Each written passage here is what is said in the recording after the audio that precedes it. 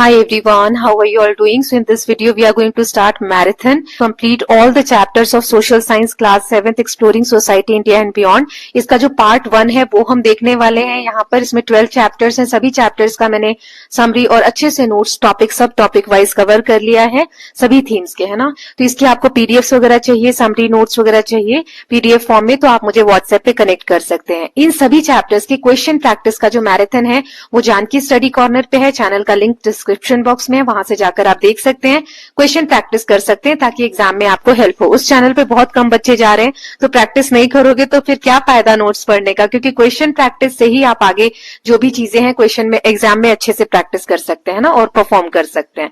Now one more thing कि सभी chapter सभी बच्चों के एग्जाम में नहीं आ रहे हैं, तो जो चैप्टर आ रहा है नीचे डिस्क्रिप्शन बॉक्स में टाइम स्टैम्प है, वहां पर जाके आप क्लिक करके उस चैप्टर का पर्टिकुलर वीडियो देख सकते हैं.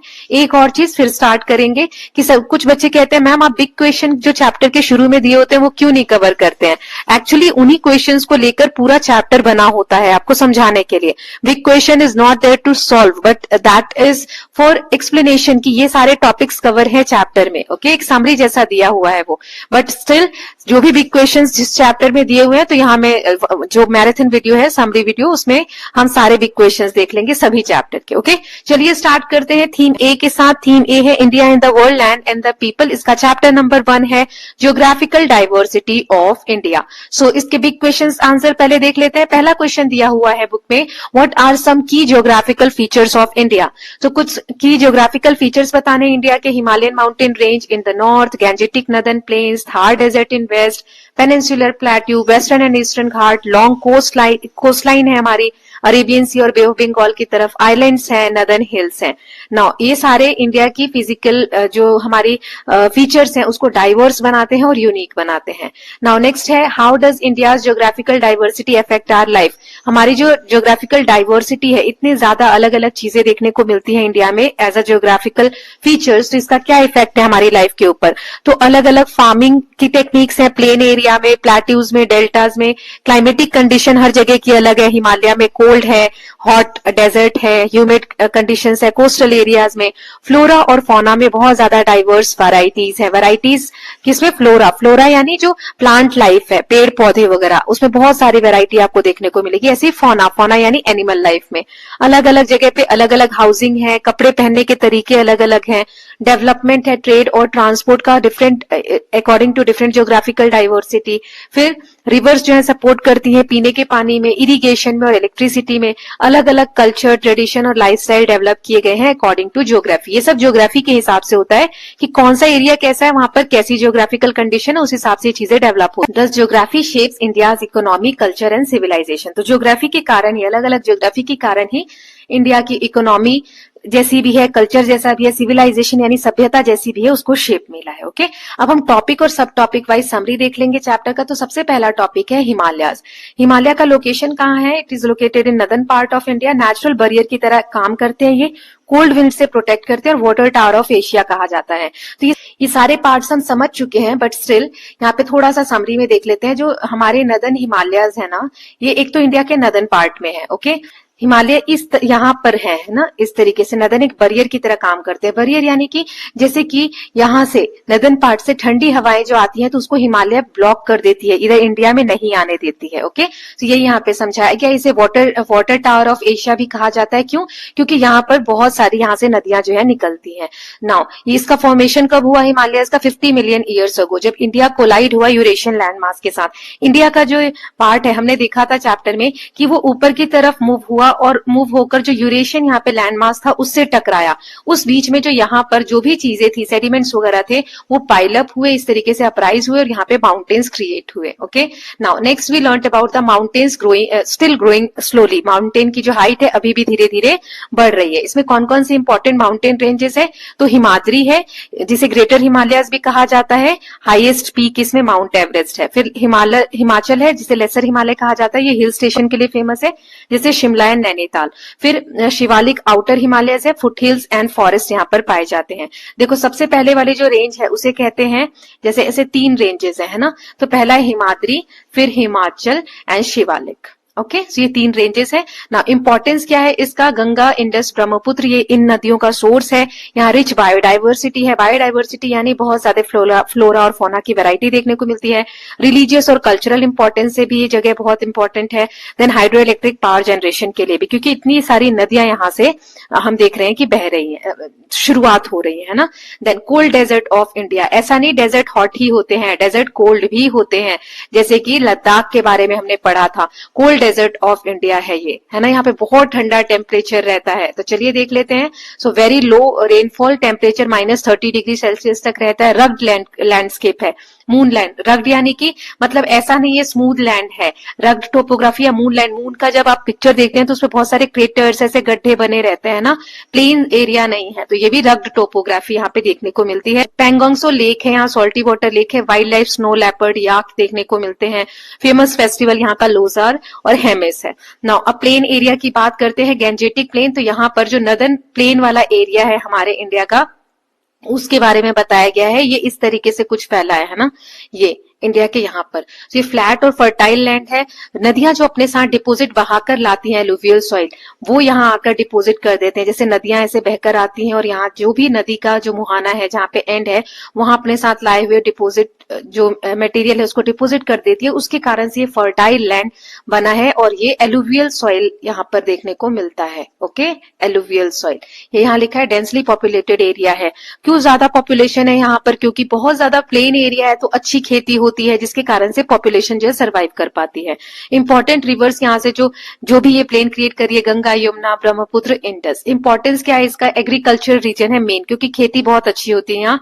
मल्टी क्रॉपिंग पॉसिबल, मतलब ऐसा नहीं एक ही टाइप की खेती होती है, बहुत सारे क्रॉप्स उगाई जाती हैं। डेवलप ट्रांसपोर्ट सिस्टम है। मेजर सिटीज इस एरिया में लोकेटेड है। क्या आप कोई एक सिटी का एग्जांपल मुझे दे सकते हैं? नाउ थार डेजर्ट के बारे में पढ़ते हैं। तो इसका लोकेशन कहाँ पर है? ये जो इंडिया का इधर वाला पार्ट है, यहाँ पर ये राजस्थान वाला पार्ट है ना, थोड़ा गुजरात, फिर पंजाब, हरियाणा। तो ये वाला जो पार्ट है इधर ज्यादा ही ये मैंने कर दिया कुछ इस तरीके से, है ना। तो यहाँ पर थार डेजर्ट है, इसमें सैंड ड्यून्स बनते हैं। सैंड ड्यून्स क्या होता है बेटा? जैसे हवा अपने साथ जब रेत को उड़ाकर ले जाती है तो एक जगह जाके डिपोजिट करती जाती है ना, तो इस तरीके से हील जैसा, छोटे छोटे ऐसे हील्स जैसे क्रिएट हो जाते हैं, उन्हें हम सैंड ड्यून्स कहते हैं। यहाँ पर थार डेजर्ट में दिन बहुत गर्म होते हैं, रातें ठंडी होती हैं। स्कैरसिटी ऑफ वाटर, पानी की बहुत कमी होती है। इसी कारण, पानी की कमी के कारण लोगों ने बहुत अलग अलग तरीके की टेक्निक्स डेवलप कर ली हैं। जैसे कि जो भी पानी उनको मिलता है, चाहे बारिश से चाहे जैसे भी, तो उन्हें वो टंकास, कुंड बनाकर कंजर्व कर लेते हैं। स्पेशल क्लॉथिंग उन्होंने अपनाई है। कैमल ट्रांसपोर्ट, क्योंकि रेत वाली जगह पर गाड़ी वगैरह चलना बहुत टफ होता है, तो वहां कैमल को रेगिस्तान का जहाज भी कहा जाता है, तो कैमल के थ्रू ट्रांसपोर्ट किया जाता है। जैसलमेर को गोल्डन सिटी के नाम से जाना जाता है। नाउ अरावली हिल्स के बारे में जानते हैं। अरावली हिल्स अभी बहुत ज्यादा न्यूज में था। क्या कोई बताएगा क्यों था न्यूज में और किस कारण से इसको इतना ज्यादा अभी हम लोग इसके ऊपर बातचीत कर रहे थे थोड़े समय पहले? सो अरावली हिल्स जो है, मान लो यहाँ पर अरावली हिल्स है, तो ये क्या करते हैं? अभी हमने देखा यहाँ हमारे थार डेजर्ट्स है ना, थार डेजर्ट्स है, तो यहाँ की रेत को इस तरफ आने से प्रोटेक्ट करते हैं, नहीं आने देते। ये हिल्स कुछ इस तरीके से हैं, तो एक बैरियर की तरह, एक रुकावट की तरह काम करते हैं। नहीं तो ये जो डेजर्ट यहाँ पर है, ये इधर ईस्टर्न पार्ट में फैल जाएगा, है ना। रेत अपने साथ हवा बहा कर लाएगी और वो फिर अलग जगह डिपोजिट करेगी, राइट। सो ये एक ओल्डेस्ट माउंटेन रेंज है। ये बैरियर की तरह, रुकावट की तरह काम करता है, प्रिवेंट करता है कि डेजर्ट एक्सपैंड ना हो। Rich in minerals, zinc, marble, copper, ये सब यहाँ पाया जाता है। और कुंभलगढ़ एक फोर्ट है, हिस्टोरिक फोर्ट है, वो यहाँ पर देखने को मिलता है। नाउ पेनिनसुलर प्लेट्यू के बारे में हमने पढ़ा था। तो पेनिनसुलर प्लेट्यू क्या है? एक एलिवेटेड फ्लैट लैंड है। सबसे पहले बेटा प्लेट्यू होता क्या है? तो प्लेट्यू यानी कि एक टेबल लैंड बोलते हैं या फ्लैट लैंड बोलते हैं, है ना। तो इसमें जो क्रिएशन होता है वो कुछ इस तरीके का रहता है, मतलब स्टीप स्लोप्स रहती हैं, ऊपर फ्लैट लैंड रहता है ना। सो यहाँ पर जो हमारा ये वाला एरिया है इंडिया का सदर्न वाला, यहाँ पर ये जो है इसे कहते हैं पेनिनसुलर प्लेट्यू। 3 साइड से पानी से घिरा हुआ है, इसीलिए इसे पेनिनसुला बोलते हैं। सो प्लेट्यू एक एलिवेटेड फ्लैट लैंड होता है। इसका ट्रायंगुलर शेप है, यहाँ देखो ट्रायंगुलर शेप है ना, ये वाला। Then surrounded by water on 3 side, तीनों साइड पानी से घिरा हुआ है। तो कौन कौन सी वाटर बॉडीज है यहाँ पर? यहाँ अरेबियन सी है, नीचे इंडिया के क्या है? इंडियन ओशियन है, और इधर क्या है? बे ऑफ बंगाल है। ओके, नाउ नेक्स्ट देखते हैं। सो ये वेरी ओल्ड लैंडमास है, बहुत पुराना लैंडमास है। वेस्टर्न घाट यहाँ पर हमें देखने को मिलते हैं। तो वेस्टर्न घाट वेस्ट साइड में है और ईस्टर्न घाट कहाँ है? ईस्ट साइड में है। तो जैसे यहाँ इंडिया का ये वाला पार्ट है, एक सेकेंड, ऐसे। तो यहाँ पर हमें क्या देखने को मिलते हैं, वेस्टर्न घाट जो कंटिन्यूअस रेंजेस है, और इधर ईस्टर्न घाट है। ईस्टर्न घाट ऐसे ब्रेक है, मतलब कंटिन्यूअस नहीं है, बीच बीच में गैप्स है ना। तो वही लिखा है यहाँ पे, टॉलर रेंजेस है वेस्टर्न घाट में इधर की तरफ, और हैवी रेनफॉल होती है, यूनेस्को वर्ल्ड हेरिटेज साइट है, और रिच बायोडाइवर्सिटी है। बायोडाइवर्सिटी में बार बार बता रही हूँ कि उस एरिया में फ्लोरा फौना, मतलब जीव जंतु या पेड़ पौधों की जो वेराइटीज है वो कितनी ज्यादा है, तो यहाँ बहुत रिच है। ईस्टर्न घाट में लोअर और ब्रोकन हिल्स है, मतलब इतनी हाईएस्ट पीक यहाँ ईस्टर्न घाट में नहीं देखने को मिलती है। इधर लोअर और ब्रोकन हिल्स है, मतलब टुकड़ों में है ना। इंपॉर्टेंट जो रिवर्स है वो है गोदावरी, कृष्णा, महानदी, और वेस्ट फ्लोइंग है Narmada and Tapi. East flowing west flowing क्या होता है, ईस्ट फ्लोइंग मतलब कौन सी नदी, इधर ईस्ट है इधर वेस्ट है, तो जो ईस्ट की तरफ बहती है उसे हम ईस्टर्न फ्लोइंग कहते हैं। जो वेस्ट की तरफ जैसे नर्मदा और तापी बहती है तो उसे हम वेस्टर्न फ्लोइंग नदियां कहते हैं। रिसोर्सेज यहाँ पर बहुत रिच रिसोर्सेज पाए जाते हैं। यहाँ कोल माइंस है, फॉरेस्ट है, और ट्राइबल कम्युनिटीज का यहाँ पे बहुत ज्यादा इंपॉर्टेंस है। नाउ इंडिया की कोस्ट लाइन के बारे में पढ़ते हैं। तो जो अभी हमने ईस्टर्न और वेस्टर्न घाट ड्रॉ किया उसके भी साइड में, जैसे कि यहाँ मैंने ड्रॉ किया अभी आपके लिए, एक सेकेंड, ऐसे यहाँ वेस्टर्न घाट ड्रॉ किया, यहाँ ईस्टर्न घाट ड्रॉ किया है ना। तो इसके साइड में जो एरिया है, मतलब ये वाला इसे कहते हैं कोस्टल प्लेन, है ना, जो कोस्ट के अराउंड है, समुद्र के किनारे है, तो उसे कहते हैं कोस्टल प्लेन। तो ये हो गया वेस्टर्न कोस्टल प्लेन और ये हो गया ईस्टर्न कोस्टल प्लेन। ओके, सो वेस्टर्न कोस्टल जो है यहाँ पे एस्चुरीज बनते हैं, मेजर पोर्ट है, यहाँ बहुत सारे पोर्ट्स आपको डेवलप हुए मिल जाएंगे। और वेस्टर्न साइड में, आप ईस्टर्न साइड में जाओगे तो यहाँ पे वाइड प्लेन है, बहुत सारी नदियां इधर की तरफ आती हैं, डिपोजिट करती हैं, डेल्टा बनाती हैं। डेल्टा मतलब जैसे नदी यहाँ पर आई और यहाँ पे डिपोजिट करती है मिट्टी वगैरह, है ना। तो यहाँ मिट्टी के कारण ये एक फ्लो में सीधा नहीं बह पाती है, बट जाती है इस तरीके से, है ना। तो एक ट्री जैसा स्ट्रक्चर आपको देखने को मिलता है नदियों के मुहाने पे, तो उसी को कहा जाता है डेल्टा, है ना। यहाँ बहुत वाइड प्लेन्स देखने को मिलते हैं। इस साइड क्या है, पोर्ट्स, और इस साइड क्या है, प्लेन्स।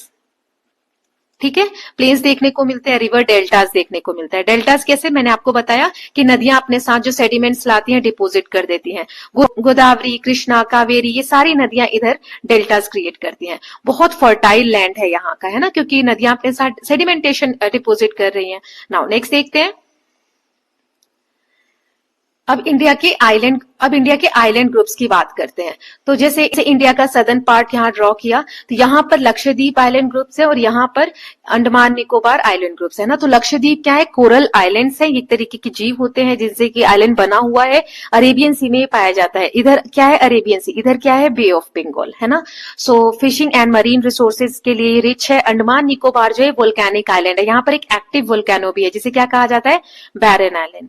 बैरन आइलैंड पे एक एक्टिव वोल्केनो है। सेल्यूलर जेल जो फ्रीडम स्ट्रगल हमारे हिस्ट्री पॉइंट ऑफ व्यू से बहुत इंपॉर्टेंट है, वो यहीं पर प्रेजेंट है। नाउ सुंदरबन की बात करें तो ये गंगा ब्रह्मपुत्र डेल्टा में ये लोकेटेड है। अच्छा, सुंदरबन क्यों फेमस है पता है आपको, क्योंकि सुंदरी जो ट्री है, सुंदरी ट्री के नाम पर इस जगह का नाम पड़ा सुंदरबन। अब ये कहाँ पर है, तो जैसे इंडिया बांग्लादेश वाला पार्ट देखते हैं, है ना। तो यहाँ से गंगा नदी बहकर आती है यहाँ से, और यहाँ से ब्रह्मपुत्र, ये दोनों नदियां जब यहाँ आकर मिल जाती हैं बांग्लादेश में, जैसे गंगा यहाँ से बहकर आ रही है, ब्रह्मपुत्र यहाँ से, बांग्लादेश में जब मिलती है तो इसे मेघना कहते हैं। आपके बुक में नहीं है बट फॉर इंफॉर्मेशन, ये यहाँ जो डेल्टा क्रिएट करती है इसे गंगा ब्रह्मपुत्र डेल्टा कहते हैं। यहाँ पर बहुत सारे पेड़ जो है, मैनग्रोव ट्रीज आपको देखने को मिलते हैं। ओके, ये सॉल्टी वाटर में सर्वाइव कर जाते हैं ये ट्री, और इसे सुंदरबन डेल्टा कहा जाता है। तो ये डेल्टा क्या है, गंगा ब्रह्मपुत्र नदी जो डेल्टा क्रिएट करती है उसे कहते हैं। यहाँ रॉयल बंगाल टाइगर देखने को मिलते हैं, यूनेस्को वर्ल्ड हेरिटेज साइट है। Now hills of north east, अब नॉर्थ ईस्टर्न पार्ट की अगर हम बात करें तो यहाँ पर कौन कौन सी इंपॉर्टेंट हिल्स है, मेघालय वाले पार्ट की आप बात करोगे, यहाँ पर है गारो, खासी, जयंतिया, है ना। इस तरीके से यहाँ बहुत सारी हिल्स है। तो देखो लिखा है गारो, खासी, जयंतिया। हैवी रेनफॉल होती है और रूट ब्रिजेस हैं, पेड़ों की जड़ें आपस में मिलकर इस तरीके से ब्रिज जैसा क्रिएट कर देती है। मॉलिंगोंग जो है वो एशिया का क्लीनेस्ट विलेज है और यहाँ पे ट्राइबल कल्चर बहुत रिच है। अभी जो पूरा चैप्टर हमने पढ़ा, एक छोटी सी समरी फाइनल अंडरस्टैंडिंग देख लेते हैं। सो इसमें हमने क्या पढ़ा, इंडिया एक मिनी कॉन्टिनेंट की तरह है। क्यों, यहाँ सारे फीचर्स आपको देखने को मिलेंगे, mountains, deserts, plains, plateaus, coast, islands, different climatic conditions हैं, इकोसिस्टम अलग अलग है, ग्रेट कल्चरल डाइवर्सिटी है। ज्योग्राफी जो है वो उसने शेप दिया इंडिया की civilization, trade, culture, economy, unity in diversity. ठीक है, तो इसके साथ हमारा चैप्टर 1 कवर हो गया है। अब हम थीम ए का चैप्टर 2 देखेंगे, understanding the weather. So let us just start. तो बिग क्वेश्चन इसका पहले कवर कर लेते हैं। पहला है, how can we measure and monitor the weather around us. हम अपने आसपास के जो वेदर कंडीशन है, मौसम है, उसको कैसे नाप सकते हैं। तो ये इंस्ट्रूमेंट है, जैसे थर्मोमीटर से हम टेम्परेचर नापते हैं, रेन गेज से हम रेनफॉल प्रेसिपिटेशन जो है उसको नापते हैं, एनीमोमीटर से विंड की स्पीड नापते हैं, विंड वेन से हम विंड की डायरेक्शन देखते हैं, बैरोमीटर से एटमोस्फेरिक प्रेशर नापते हैं, हाइग्रोमीटर से ह्यूमिडिटी नापते हैं। ये वाला जो पेज है ना बेटा, इसमें से एक ना एक क्वेश्चन आता है, तो इसको आप बहुत बहुत बहुत ध्यान से इसको याद करिएगा, है ना। ये जो इंस्ट्रूमेंट्स है, इनको साथ में वेदर स्टेशन में यूज करके वेदर प्रेडिक्शन वगैरह जो है वो किया जाता है। मेट्रोलॉजिस्ट जो होते हैं, डेटा रेगुलरली कलेक्ट करते हैं, एनालाइज करते हैं और वेदर पैटर्न बताते हैं, है ना। नाउ नेक्स्ट देखते हैं, हाउ डू वेदर प्रेडिक्शन, अगर वेदर को प्रिडिक्ट कर लिया जाए, पहले से अनुमान लगा लिया जाए, तो कैसे प्रिपेयर करते हैं इवेंट्स। मान लो हैवी रेन हो रही है, स्टॉर्म तूफान आ रहा है, सूखा पड़ने वाला या हीट वेव्स आ रही है, तो कैसे प्रेडिक्शन हेल्प करती है। तो वेदर प्रेडिक्शन हेल्प करते हैं giving early warning for cyclone, floods and storms. Warning fisherman की आप समुद्र में मत जाइए, तूफान आने वाला है, ये सब तभी तो पता चलता है। Helping schools and offices plan closure, की स्कूल बंद होने चाहिए। फार्मर्स की क्रॉप्स जो है उनको प्रोटेक्ट कर सकते हैं फार्मर्स। गवर्नमेंट को अलाउ करते हैं कि रेस्क्यू टीम को पहले से प्रिपेयर कर सके। वार्निंग देते हैं लोगों को कि हीट वेव्स, कोल्ड वेव्स आ रहे हैं तो नुकसान पहुंचा सकते हैं, तो घरों में रहें। सो दस वेदर फोरकास्टिंग जो है लाइफ को सेव करते हैं और डैमेज को कम करते हैं, रिड्यूस करते हैं। ओके, नाउ टॉपिक एंड सब टॉपिक वाइज हम इसकी समरी देख लेते हैं। तो पहला क्या हमने पढ़ा था, वेदर क्या होता है। सो डेफिनेशन देख लेते हैं। Weather is condition of atmosphere at a particular time and place. Atmosphere में गैसेस की लेयर होती हैं अर्थ के अराउंड। फिर इसमें क्या है, weather occurs mainly in troposphere. Troposphere की जो हाइट है 6 से 18 किलोमीटर है। मतलब जैसे हमारी अर्थ के अराउंड एक कवर है, जैसे अर्थ है तो इसके अराउंड कवर है एयर का, है ना, इसे एटमोस्फेयर कहते हैं। ठीक है, अब इसमें लेयर्स होती है, ट्रोपोस्फेयर, स्ट्रेटोस्फेयर, है ना। तो जो पहली लेयर है जो कि 6 से 18 किलोमीटर अर्थ से इसकी ऊंचाई है, तो वहां पर जो सारा हमारा एटमोस्फेयर है वो पाया जाता है। ठीक है, वेदर इसी एरिया में होता है। इसके ऊपर जाओगे तो वेदर कंडीशन नहीं है। ट्रोपोस्फेयर की हाइट आपको दे दी गई है। वेदर के एलिमेंट्स कौन कौन से होते हैं, तो 5 मेन एलिमेंट्स है, एक एक करके देखते हैं। जैसे पहला है टेम्परेचर, है ना। सो टेम्परेचर बताता है कि कितनी गर्म या ठंडी हवा है ना, हाउ हॉट और कोल्ड द एयर इज। इसको हम सेल्सियस या फ़ारेनहाइट में नापते हैं, थर्मोमीटर से नापा जाता है। इंपॉर्टेंट जो टर्म्स है, जैसे मैक्सिमम मिनिमम रेंज निकालते हैं टेम्परेचर की, मतलब मैक्सिमम में से मिनिमम को माइनस कर दो। मीन डेली टेम्परेचर निकालना है तो मैक्सिमम और मिनिमम जहां जिस भी एरिया का निकाल रहे हो उसे आप ऐड कर दो, 2 से डिवाइड कर दो, तो मीन डेली टेम्परेचर आ जाता है। देन प्रेसिपिटेशन दूसरा हमारा एलिमेंट है। प्रेसिपिटेशन मतलब बारिश, किसी भी तरीके से पानी जब आसमान से गिर रहा हो तो उसे हम प्रेसिपिटेशन कहते हैं, चाहे वो रेन के फॉर्म में हो, स्नो के, स्लीट के या हेल के फॉर्म में हो। इसे रेन गेज से नापा जाता है। मेजर इन मिलीमीटर, मिलीमीटर में नापा जाता है। जैसे 5 mm rainfall means water collected is 5 mm high. Now next है एलिमेंट एटमॉस्फेरिक प्रेशर। तो ये एटमॉस्फेरिक प्रेशर मतलब क्या होता है कि एयर कितना प्रेशर जनरेट कर रही है अर्थ के एक जगह पर, है ना, पर यूनिट एरिया। तो उसे मिलीबार्स में नापा जाता है। और इंस्ट्रूमेंट क्या, बैरोमीटर से नापा जाता है। जैसे नॉर्मल प्रेशर सी लेवल पे क्या है, 1013 मिलीबार, और जो 1000 मिलीबार से नीचे 1000 मिलीबार से नीचे जाता है तो उसे लो प्रेशर डिप्रेशन कहते हैं। लो प्रेशर के कारण स्टॉर्म्स आते हैं, साइक्लोन्स आते हैं। प्रेशर जो है वो हाई ऑल्टीट्यूड्स पे, ऑल्टीट्यूड्स मतलब जैसे ऊंचाई पे आप जाते हो पहाड़ वगैरह पे, तो जैसे जैसे ऊपर जाते हो एयर थिन होने लग जाती है ना, एयर थिनिंग होने लगती है और यहाँ पे आपको सांस लेने में कठिनाई होती है, प्रेशर जो है वो कम होने लगता है। नाउ देन नेक्स्ट एलिमेंट है विंड। विंड क्या करती है, movement of air from high pressure to low pressure is called wind. जब हाई प्रेशर से लो प्रेशर की तरफ हवा मूव करती है तो उसी को क्या कहते हैं, हम विंड कहते हैं। ठीक है, 2 इंपॉर्टेंट फैक्टर्स हैं, विंड स्पीड, विंड डायरेक्शन। तो एक तो विंड की स्पीड कैसी है, विंड की डायरेक्शन कैसी है। तो स्पीड को नापने के लिए अलग इंस्ट्रूमेंट होता है और डायरेक्शन को नापने के लिए अलग। जैसे विंड वेन से डायरेक्शन नापते हैं, एनीमोमीटर से स्पीड नापते हैं। सो ये हेल्प करते हैं वेदर प्रिडिक्शन करने में और इंपॉर्टेंट होते हैं पायलट और सेलर्स के लिए, है ना, और फार्मर्स के लिए। नाउ ह्यूमिडिटी नेक्स्ट हमारा एलिमेंट है। तो ह्यूमिडिटी मतलब होता है वाटर वेपर कितना प्रेजेंट है एयर में, इसे रिलेटिव ह्यूमिडिटी के या परसेंटेज के फॉर्म में नापते हैं। हाइग्रोमीटर से इसको नापा जाता है। 0% ह्यूमिडिटी मतलब कोई मॉइस्चर नहीं है, इम्पॉसिबल। नेचुरली ऐसा नहीं होता, एयर में थोड़ा ना थोड़ा मॉइस्चर होता है। 100% ह्यूमिडिटी मतलब फुली सैचुरेटेड एयर है, अब इसमें और ज्यादा वाटर वेपर नहीं आ सकते, सैचुरेशन पॉइंट रीच हो गया है। 20 to 40% ह्यूमिडिटी मतलब ड्राई वेदर होगा। 60 to 80% ह्यूमिडिटी यानी ह्यूमिड वेदर होगा, इसमें जो मॉइस्चर है एयर में वो बहुत ज्यादा होगा, है ना। देन नेक्स्ट है इफेक्ट्स क्या क्या होता है। तो हाई ह्यूमिडिटी से स्वेटिंग ज्यादा आती है। अगर ह्यूमिडिटी ज्यादा है मतलब ह्यूमिड वेदर है, 60-80% ह्यूमिडिटी है, तो आपको पसीना बहुत ज्यादा आएगा, जैसे गर्मी में होता है। सूख ही नहीं सकती ना, हवा में ऑलरेडी पानी भाप की मात्रा ज्यादा है, तो आपका जो पसीना आ रहा है वो हवा नहीं सूख पा रही है, सुखा पा रही है, इसीलिए आपको जो स्वेटिंग है वो ज्यादा होती है, और गीले कपड़े धीरे धीरे सूखते हैं। नाउ नेक्स्ट है वेदर स्टेशन। तो वेदर स्टेशन क्या होते हैं? Place where all instruments are kept together. ये वेदर को समझने वाले, प्रिडिक्ट करने वाले सारे इंस्ट्रूमेंट साथ में रखे जाते हैं, डेटा रिकॉर्ड किया जाता है रेगुलर इंटरवल्स पे। ऑटोमेटेड वेदर स्टेशन, AWS के बारे में पढ़ा था कि एग्रीकल्चर में, एविएशन में, डिजास्टर मैनेजमेंट में यूज होते हैं। इनको एक एग्जाम्पल दिया था कि AWS इंस्टॉल किया गया है glacier lake in Sikkim. Now predicting the weather, weather के बारे में अनुमान लगाना ये कौन करता है? Who predicts? मेट्रोलॉजिस्ट। कैसे? लॉन्ग टर्म डेटा कलेक्ट करते हैं, पैटर्न एनालाइज करते हैं और साइंटिफिक मेथड यूज करते हैं। ये किस चीज के लिए इंपॉर्टेंट है? क्योंकि हम प्रिपेयर कर सकते हैं साइक्लोन से, फ्लड, ड्रॉट्स और हीट वेव से, कोल्ड वेव से। वार्निंग लेवल्स क्या है? एक तो नो वार्निंग, वॉच, अलर्ट और वार्निंग। पहले आप वॉच कर रहे हो, अलर्ट दे रहे हो, फिर वार्निंग दे रहे हो।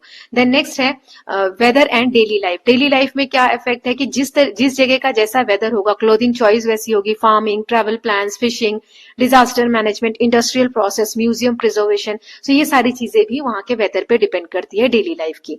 नाउ फाइनल एक समरी देख लेते हैं। तो वेदर क्या है? डे टू डे कंडीशन है एटमोस्फेयर की, ये डिपेंड करती है एटमोस्फेयर वेदर डिपेंड करता है कि टेम्परेचर कैसा है, प्रेसिपिटेशन, प्रेशर, विंड या ह्यूमिडिटी कैसी है। ये मेजर किया जाता है using scientific instrument. Forecasting helps in saving lives and planning activities. Now with this we are done with chapter number 2। अब थीम ए का last chapter climates of India देख लेते हैं। चलिए स्टार्ट करते हैं। चलिए चैप्टर 3 स्टार्ट करते हैं, क्लाइमेट्स ऑफ इंडिया। इसके बिग क्वेश्चन के आंसर्स देख लेते हैं। What makes India's climate so diverse? India के क्लाइमेट क्या है ऐसा कि जो इसको इतना डाइवर्स बनाता है? तो सबसे पहले लैटिट्यूड। साउथ इंडिया जो है वो इक्वेटर के पास में है। इक्वेटर के पास जो जगह होती है वो गर्म होती है। नॉर्थ इंडिया जो है वो कूलर है क्योंकि इक्वेटर से दूर है। अगर आप अर्थ इस तरीके से देखते हैं तो अर्थ को बीचों बीच से एक इमेजिनरी लाइन ऐसे क्रॉस करती है जिसे 0 डिग्री इक्वेटर कहते हैं। तो इंडिया का आप लोकेशन देखोगे ना तो कुछ इस तरीके से है। तो ये जो सदर्न इंडिया है, साउथ वाला पार्ट है इंडिया का, वो इक्वेटर के पास है, इसीलिए वार्मर है। ठीक है, और जो नॉर्थ वाला पार्ट है इंडिया का, यहाँ पर हिमालयस वगैरह, वो दूर है इक्वेटर से, इस कारण से यहाँ पर जो टेम्परेचर है वो कूलर है। ऑल्टीट्यूड यानी हायर प्लेसेस जैसे लेह, शिमला, ये कोल्डर है ना। एक तो हाइट के हिसाब से भी टेम्परेचर होता है। Then distance from the sea, coastal area जो होते हैं, समुद्र के किनारे के जो एरियाज हैं वो सारे कैसे होते हैं? मतलब मॉडरेट होते हैं। यहाँ पर मॉडरेट क्लाइमेट पाया जाता है, ना बहुत गर्मी ना बहुत ज्यादा ठंड। लेकिन जो एक्सट्रीम टेम्परेचर जैसे जैसे समुद्र से दूरी होती जाएगी, तो यहाँ नदर्न पार्ट में आप इंडिया के जाओगे तो यहाँ पे एक्सट्रीम ठंडी, एक्सट्रीम गर्मी पाई जाती है। विंड्स जो है hot desert winds, cold Himalayan winds and monsoon winds, ये भी अफेक्ट करते हैं क्लाइमेट को। टोपोग्राफी, टोपोग्राफी जो है इंडिया की, जैसे माउंटेन्स विंड को ब्लॉक करते हैं, डेजर्ट्स अलाउ करते हैं हॉट विंड को फ्रीली मूव करने में, तो टोपोग्राफी भी इम्पैक्ट करती है। तो ये सारे फैक्टर्स साथ में मिलकर together create different climate across India. India के अलग अलग क्लाइमेट को क्रिएट करते हैं। नाउ सेकेंड वाला जो क्वेश्चन था वो है What are monsoon and how are they formed? Monsoon क्या है और ये कैसे फॉर्म होता है? तो मॉनसून क्या है? एक सीजनल विंड है जिसे अरेबिक वर्ड मौसिम से लिया गया है। ये जो मॉनसून वर्ड है मौसिम से आया है। ये डिफरेंट हीटिंग और लैंड, जो हीटिंग होती है लैंड मास की और सी की, उसके कारण से होता है। जैसे समर में क्या होता है, लैंड जल्दी हीट हो जाती है, लो प्रेशर फॉर्म होता है, और ओशन में हाई प्रेशर फॉर्म होता है। जैसे यहाँ पर अगर आप बात करो तो यहाँ हाई प्रेशर होता है समुद्र में। देखो टेम्परेचर और प्रेशर ये दोनों इनवर्स होते हैं। टेम्परेचर ज्यादा होगा तो प्रेशर कम होगा, प्रेशर ज्यादा होगा तो टेम्परेचर कम होगा। ठीक है, सो यहाँ पर क्या होता है, गर्मी के समय की बात हो रही है ना, समर सीजन में आपको दिया हुआ है। समर में लैंड ज्यादा गर्म होती है तो टेम्परेचर ज्यादा है, यानी प्रेशर कैसा होगा, कम होगा। समुद्र के कंपैरिजन में समुद्र में प्रेशर कैसा होगा, हाई होगा। तो विंड का मूवमेंट क्या होता है, हाई प्रेशर से लो प्रेशर। तो यहाँ से मॉइस्चर लेकर, समुद्र से मॉइस्चर लेकर विंड जो है वो लैंड मास में इंडिया में जाती है, तो जिस कारण से वो रेनफॉल होता है। इसीलिए इसे क्या कहते हैं, मॉनसून विंड कहते हैं। Okay, so wind blows from sea to land, bring heavy rainfall, south west monsoon बोलते हैं। ठंड में अपोजिट हो जाता है, लैंड जो है जल्दी ठंडी हो जाती है एज कंपेयर टू वाटर। तो फिर बारिश किधर से किधर होती है, नॉर्थ ईस्टर्न डायरेक्शन से। जो मॉनसून जो है रिट्रीट होता है, वो इस तरीके से विंड्स आने लग जाती है ना। सो इसीलिए नॉर्थ ईस्टर्न मॉनसून इसे कहते हैं। और इसमें विंड जो है लैंड से सी की तरफ बहती है। ठीक है, monsoon are very important for agriculture in India. India में एग्रीकल्चर के लिए मॉनसून विंड्स बहुत ज्यादा इंपॉर्टेंट है। Now next is is what is the effect of climate on economy, culture and society. तो क्लाइमेट का इन सब चीजों पे क्या इफेक्ट पड़ता है, जैसे इकोनॉमी की अगर हम बात करें, इकोनॉमी जो इंडिया की है उसकी, तो एग्रीकल्चर पूरी तरीके से रेनफॉल पे अधिकतर डिपेंड है ना। अगर मानसून फेल हो जाए, मतलब बारिश ना आए, तो क्रॉप फेल हो जाते हैं, जिसके कारण इन्फ्लेशन यानी महंगाई बढ़ जाती है। फसल अच्छी नहीं होगी तो महंगाई बढ़ जाएगी, क्योंकि कम फसल है और खाने वाले लोग ज्यादा हैं, खरीदने वाले लोग ज्यादा हैं। इंडस्ट्री डिपेंड करती है वाटर पे एंड स्टेबल वेदर पे। फिर कल्चर में जैसे बहुत सारे फेस्टिवल लिंक है सीजन से, जैसे Baisakhi, Pongal, Onam, Lohri, Bihu, right. Seasonal foods होते हैं अलग अलग, क्लॉथ चेंज होते हैं सीजन के हिसाब से। सोसाइटी की बात करें तो माइग्रेशन ड्यूरिंग ड्रॉट, जैसे सूखा पड़ जाएगा तो फिर माइग्रेशन करते हैं लोग, एक जगह से दूसरी जगह पर मूव करने लग जाते हैं। देन नेक्स्ट है वाटर शॉर्टेज होने लगता है, डेली लाइफ को इफेक्ट होता है। क्लाइमेट जो है वो शेप देता है लाइफस्टाइल को और ऑक्यूपेशन को, किस जगह पे लोग क्या काम करेंगे वो क्लाइमेट डिसाइड करता है। देन नेक्स्ट क्वेश्चन था इसमें, how can understanding the climate help us prepare for natural disaster. अगर हमें क्लाइमेट के बारे में पहले से पता होगा तो कोई भी प्राकृतिक आपदा आती है तो उससे हम कैसे निपट सकते हैं। हमें साइक्लोन्स, फ्लड्स, जैसे बाढ़ वगैरह आने वाली तो उसका प्रिडिक्शन रहेगा, तो हम वहां से इवैक्यूएट कर सकते हैं, लोगों को डिजास्टर से बचा सकते हैं, एनडीआरएफ टीम को भेज सकते हैं, तो प्रिवेंट कर सकते हैं लैंडस्लाइड्स को, है ना, बाय प्रोटेक्टिंग फॉरेस्ट, रिड्यूस कर सकते हैं फॉरेस्ट फायर को through awareness. Now preparedness reduces damage and save life, तो अगर हम प्रिपेयर्ड हैं तो डैमेज कम हो सकता है, लाइफ जो है वो बच सकती है। देन क्लाइमेट चेंज के बारे में क्वेश्चन था, what is climate change and what are its consequences. So climate change जो होते हैं लॉन्ग टर्म चेंजेस होते हैं टेम्परेचर में और वेदर पैटर्न में, मतलब एक दिन में क्या चेंज हो रहा है उसे हम क्लाइमेट नहीं कहते, बहुत लंबे समय का एक डेटा एनालिसिस किया जाता है, लगभग 30-35 सालों का, फिर किसी जगह का हम क्लाइमेट बताते हैं कैसा है। तो लॉन्ग टर्म चेंज है टेम्परेचर में। Now mainly cause by human activities, जैसे कि क्लाइमेट चेंज जो है, टेम्परेचर गर्म हो रहा है, ये सब किस कारण से हो रहा है। मेनली बर्निंग फॉसिल फ्यूल, जो फॉसिल फ्यूल हम बर्न कर रहे हैं उस कारण से, डिफॉरेस्टेशन, जंगलों की कटाई करने से, इंडस्ट्रियल पोल्यूशन के कारण। कंसिक्वेंसेस क्या क्या है इसके, राइजिंग टेम्परेचर, टेम्परेचर बढ़ रहा है, शॉर्टर विंटर्स जो वो छोटी होती जा रही हैं। आप देखो अभी फेब का समय है, फरवरी है और अभी से गर्मी आ गई है ना। तो ये क्या हो रहा है, पहले फेब के समय में बहुत ठंड हुआ करती थी, एक्सट्रीम हीट वेव्स, गर्मी के समय में बहुत ज्यादा गर्मी रहती है, ग्लेशियर्स जो है, जो बर्फ है वो पिघलने लगी है ड्यू टू हाई टेम्परेचर, बहुत ज्यादा जगहों पर ये बाढ़ वगैरह, सूखा वगैरह आने लगा है, एग्रीकल्चर को थ्रेट हो रहा है, बायोडाइवर्सिटी को थ्रेट हो रहा है।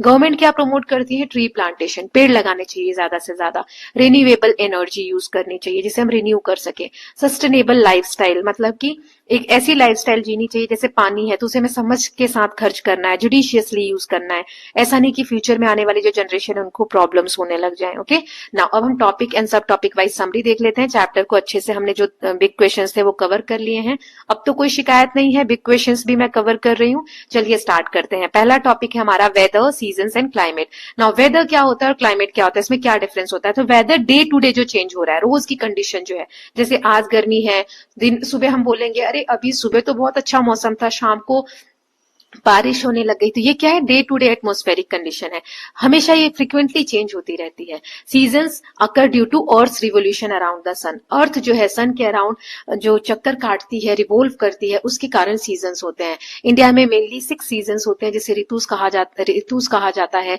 वसंत स्प्रिंग, ग्रीष्म समर, वर्षा रेनी, शरद ऑटम, हेमंत प्री विंटर जो ठंड से पहले का समय, शिशिर यानी विंटर। क्लाइमेट क्या है, लॉन्ग टर्म वेदर पैटर्न है, लगभग 30 से ज्यादा समय का, मतलब वेदर डे टू डे, और क्लाइमेट 30 से ज्यादा। नाउ कितने टाइप्स के क्लाइमेट है इंडिया में, एल्पाइन जो हिमालयन ठंडी जगह पर पाया जाता है उसे हम कहते हैं alpine climate. Then temperate climate जो हिल स्टेशन वगैरह में पाया जाता है, सब ट्रॉपिकल क्लाइमेट जो नदर्न प्लेन में है, गैंजेटिक प्लेन में है।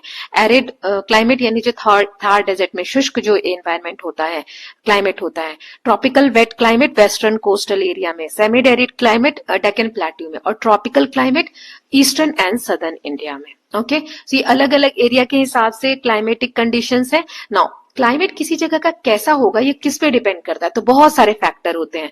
पहला तो फैक्टर है इसमें लैटिट्यूड, ये आपको याद होने चाहिए। लैटिट्यूड मतलब इक्वेटर से कितनी दूरी पे हो आप, तो अगर इक्वेटर के पास हो तो हॉट क्लाइमेट होगा, पोल के पास हो मतलब इक्वेटर से जितनी दूर जाओगे तो कोल्ड क्लाइमेट होगा। ये क्यों होता है, एंगल्स ऑफ सन रेज की वजह से। जैसे सन, ये अर्थ है, ठीक है, तो सन यहाँ है, सूरज यहाँ है, तो इसकी जो रेज आएंगी अर्थ पे, तो यहाँ वाला जो पार्ट है ये इक्वेटर वाला, यहाँ क्या होगी रेज, देखो यहाँ पे एकदम सीधी है ना। और जब इधर जा रही है पोल के पास तो स्लैंट हो रही है, उसको ज्यादा एरिया में फैल रही है ना। तो इतनी ही अगर हम रेज की बात करें, देखो रेज सेम ही है ना, लेकिन ये रेज इतनी दूर में है और ये इतनी सी दूर में है, तो इंटेंसिटी ज्यादा होगी, है ना, इसी कारण से ना। ऑल्टीट्यूड, हायर ऑल्टीट्यूड, ऊंचाई पर आप जाओगे तो लोअर टेम्परेचर होगा, एयर जो है थिन होने लगती है हाई ऑल्टीट्यूड पे। फिर प्रॉक्सिमिटी टू सी, ये तीसरा कारण था, मतलब समुद्र के पास वाले जो एरिया, कोस्टल एरिया, वहां पे मॉडरेट माइल्ड क्लाइमेट होता है, बहुत ज्यादा एक्सट्रीमिटी नहीं देखने को मिलती है। और इनलैंड एरियाज जो है वहां एक्सट्रीम क्लाइमेट देखने को मिलते हैं। ओके, सी मॉडरेट्स टेम्परेचर, समुद्र के कारण टेम्परेचर क्या है, मॉडरेट हो जाता है। विंड्स नेक्स्ट फैक्टर है, हॉट विंड्स जो है वो हीट वेव लाती हैं, कोल्ड विंड्स जो है कोल्ड वेव लाती हैं, मॉइस्ट विंड जो है वो रेनफॉल लेकर आती हैं। देन टोपोग्राफी, मतलब किस जगह पे कैसा ज्योग्राफिकल फीचर है, माउंटेन्स अगर हैं तो विंड्स को ब्लॉक करती हैं, वेस्टर्न घाट है तो इन्फ्लुएंस करते हैं रेनफॉल को, देन फ्लैट डेजर्ट है तो हॉट विंड्स वहां पे अलाउ होती है ब्लो होने के लिए, और वहां पे फिर क्लाइमेटिक कंडीशन उसी हिसाब से होती है। माइक्रो क्लाइमेट क्या होता है, small local climate different from surrounding area, मतलब किसी एक जगह का क्लाइमेट चेंज हो रहा है ड्यू टू उसके सराउंडिंग कंडीशंस की वजह से। जैसे अर्बन हीट आइलैंड, जैसे दिल्ली का एग्जांपल ले लो, तो सिटी अपने आप में बहुत गर्म है, उसके आसपास का एरिया ऐसा नहीं है, तो पर्टिकुलर एरिया, तो अर्बन हीट, ये क्या बन गया, एक अर्बन हीट आइलैंड बन गया। फॉरेस्ट एरिया का क्लाइमेट अलग होगा, फिर वैलीज का क्लाइमेट अलग होगा, ये आपको फैक्ट्स में दिया हुआ था चैप्टर में। देन मानसून, तो समर में मानसून साउथ वेस्ट मानसून होते हैं, अभी मैंने आपको ड्रॉ करके बताया था कि समर में क्या होता है, हीट ज्यादा, जो लैंड वाला पार्ट है वो ज्यादा गर्म होता है, के कारण से क्या होता है कि मॉइस्चर इस तरीके से, इधर साउथ है, इधर वेस्ट है, इधर नॉर्थ है और इधर ईस्ट है ना, तो साउथ और वेस्ट की इधर से हवा चलती है जिसे साउथ वेस्ट मानसून कहा जाता है। जून में स्टार्ट होते हैं, नॉर्थवर्ड की तरफ बढ़ती है, वेस्टर्न घाट में सबसे पहले यहाँ पर बारिश होती है, यहाँ वेस्टर्न घाट है अपना, और डेक्कन प्लेट्यू में बहुत कम बारिश होती है। क्यों, क्योंकि यहाँ हमारा डेक्कन प्लेट्यू है, तो सारी बारिश इस साइड ही हो गई, वेस्टर्न घाट की वजह से उधर की तरफ जो है सूखा एरिया रह जाता है। फिर विंटर में, ठंड में, ये बारिश इधर से रिटर्न होने लगती है। क्यों, क्योंकि समुद्र तब ज्यादा गर्म होता है, यहाँ लो प्रेशर होता है, यहाँ हाई प्रेशर होता है, तो नॉर्थ और ईस्ट से ये विंड रिटर्न हो रही है, इसे रिट्रीट मानसून भी कहते हैं, नॉर्थ ईस्ट मानसून भी कहते हैं। ड्राई विंड्स होती हैं, कुछ रेनफॉल जो है वो तमिलनाडु कोस्ट पे होता है इस वाले एरिया में। क्यों, जब विंड यहाँ से आ रही होती है तो कुछ मॉइस्चर यहाँ समुद्र से, बे ऑफ बंगाल से कैरी करती है, और फिर यहाँ पर तमिलनाडु वाले पार्ट में बारिश होती है। स्पेशल फैक्ट दिया था कि मौसिन राम जो है मेघालय में, वो हाईएस्ट रेनफॉल वहां पे होता है 11,000 millimetre. Now climate and disaster के बारे में हमने पढ़ा था, इसमें पहला टॉपिक था हमारा साइक्लोन। साइक्लोन लो प्रेशर, जब सी पे, समुद्र पे, यहाँ जो मैंने बताया कि लो प्रेशर क्रिएट हो रहा है, तो इसके कारण से विंड जो है वो बहुत ज्यादा स्पीड होती है, उसमें हैवी डैमेज क्रिएट होते हैं।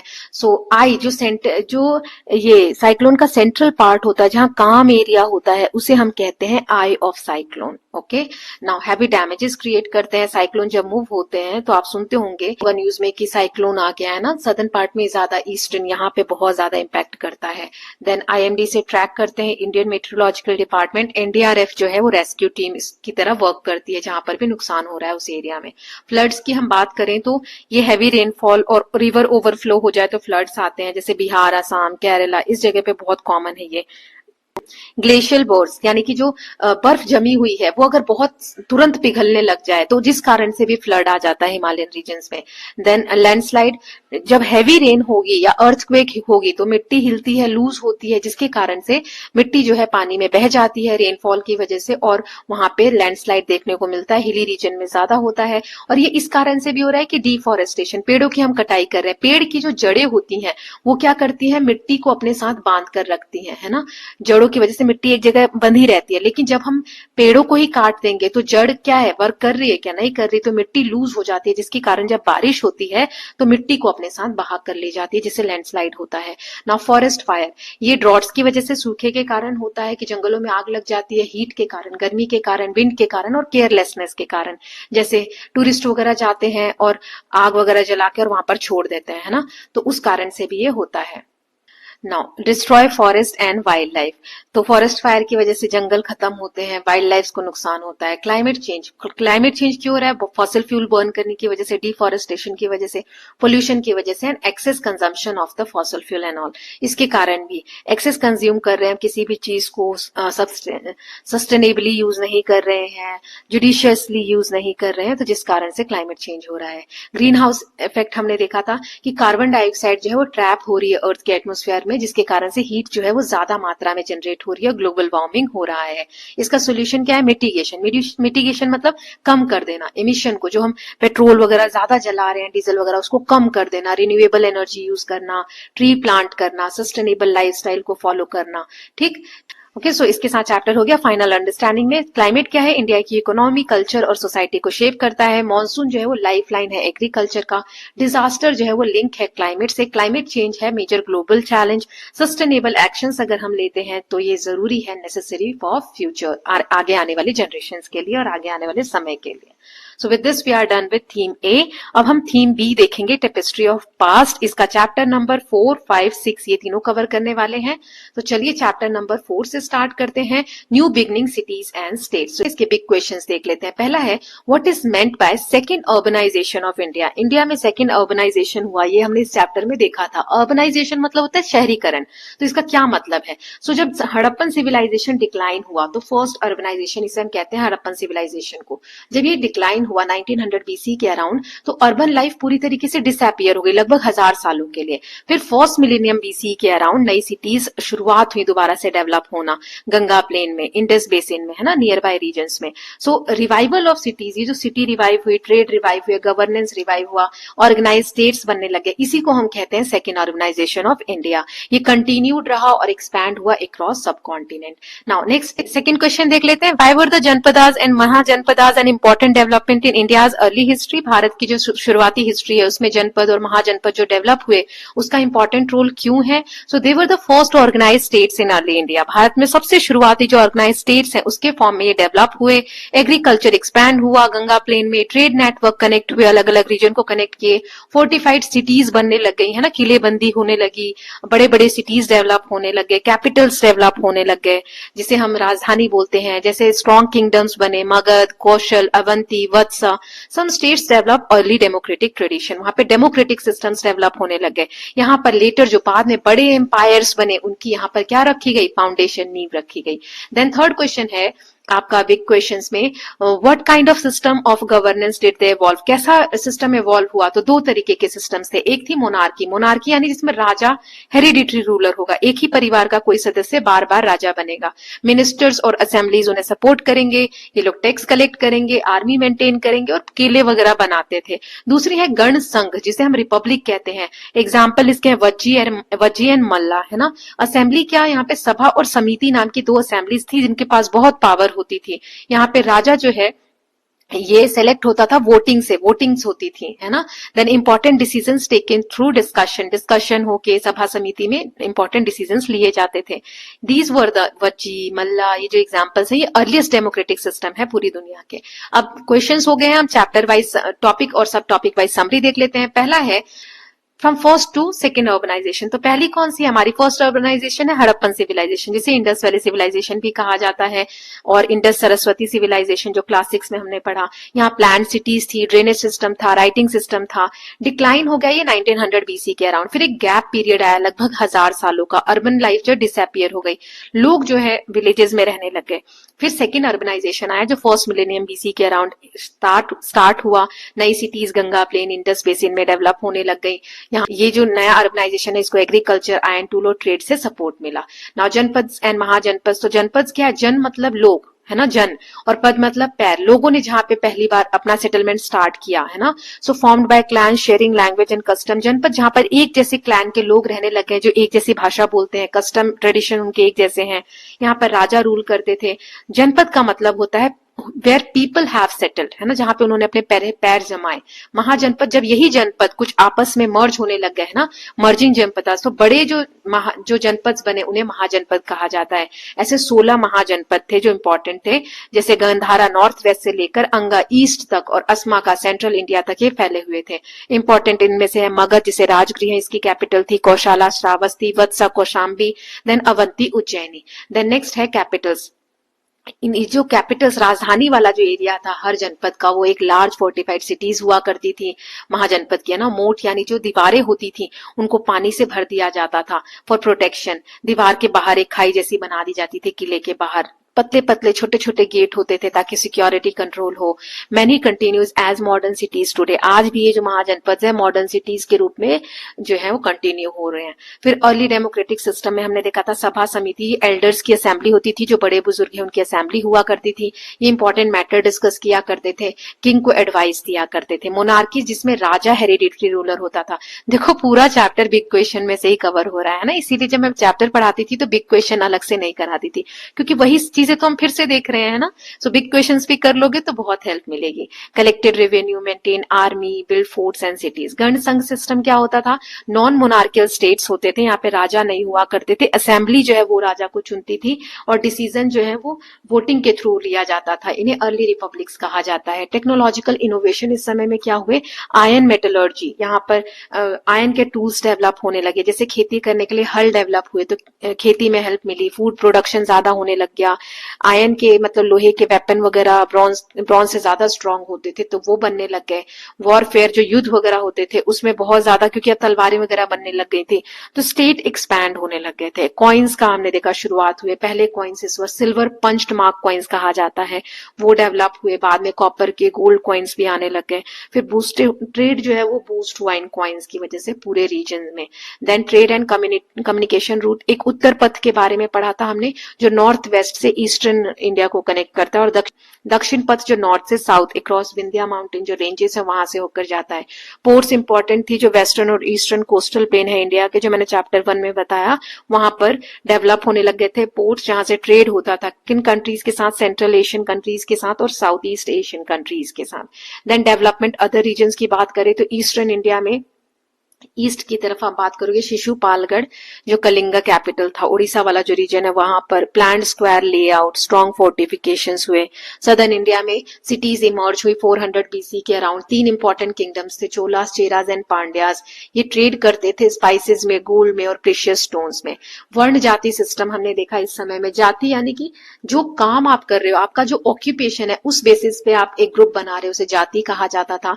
ये जनरेशन, एक जनरेशन से दूसरे जनरेशन में स्किल पास होती थी। Could change in early periods, है ना, ये चेंज की जा सकती थी शुरुआती दौर में।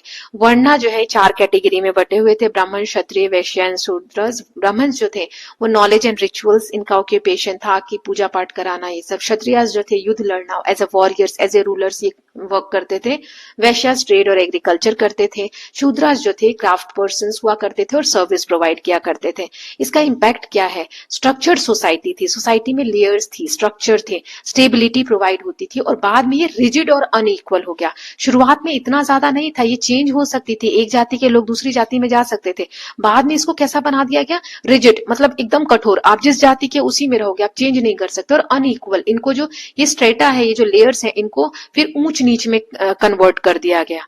देन इंटरकनेक्टेड सब कॉन्टिनेंट, 300 बीसी के अराउंड पूरा इंडिया जो है इंटरकनेक्टेड, मतलब जुड़ गया एक दूसरे से, नॉर्थ साउथ ईस्ट वेस्ट जो डायरेक्शन है वहां से। कैसे, गुड्स, आइडियाज, कल्चर ट्रैवल हुए वाइडली। महाजनपद ग्रेजुअली डिसअपियर होने लगे, महाजनपद धीरे धीरे खत्म होने लग गए।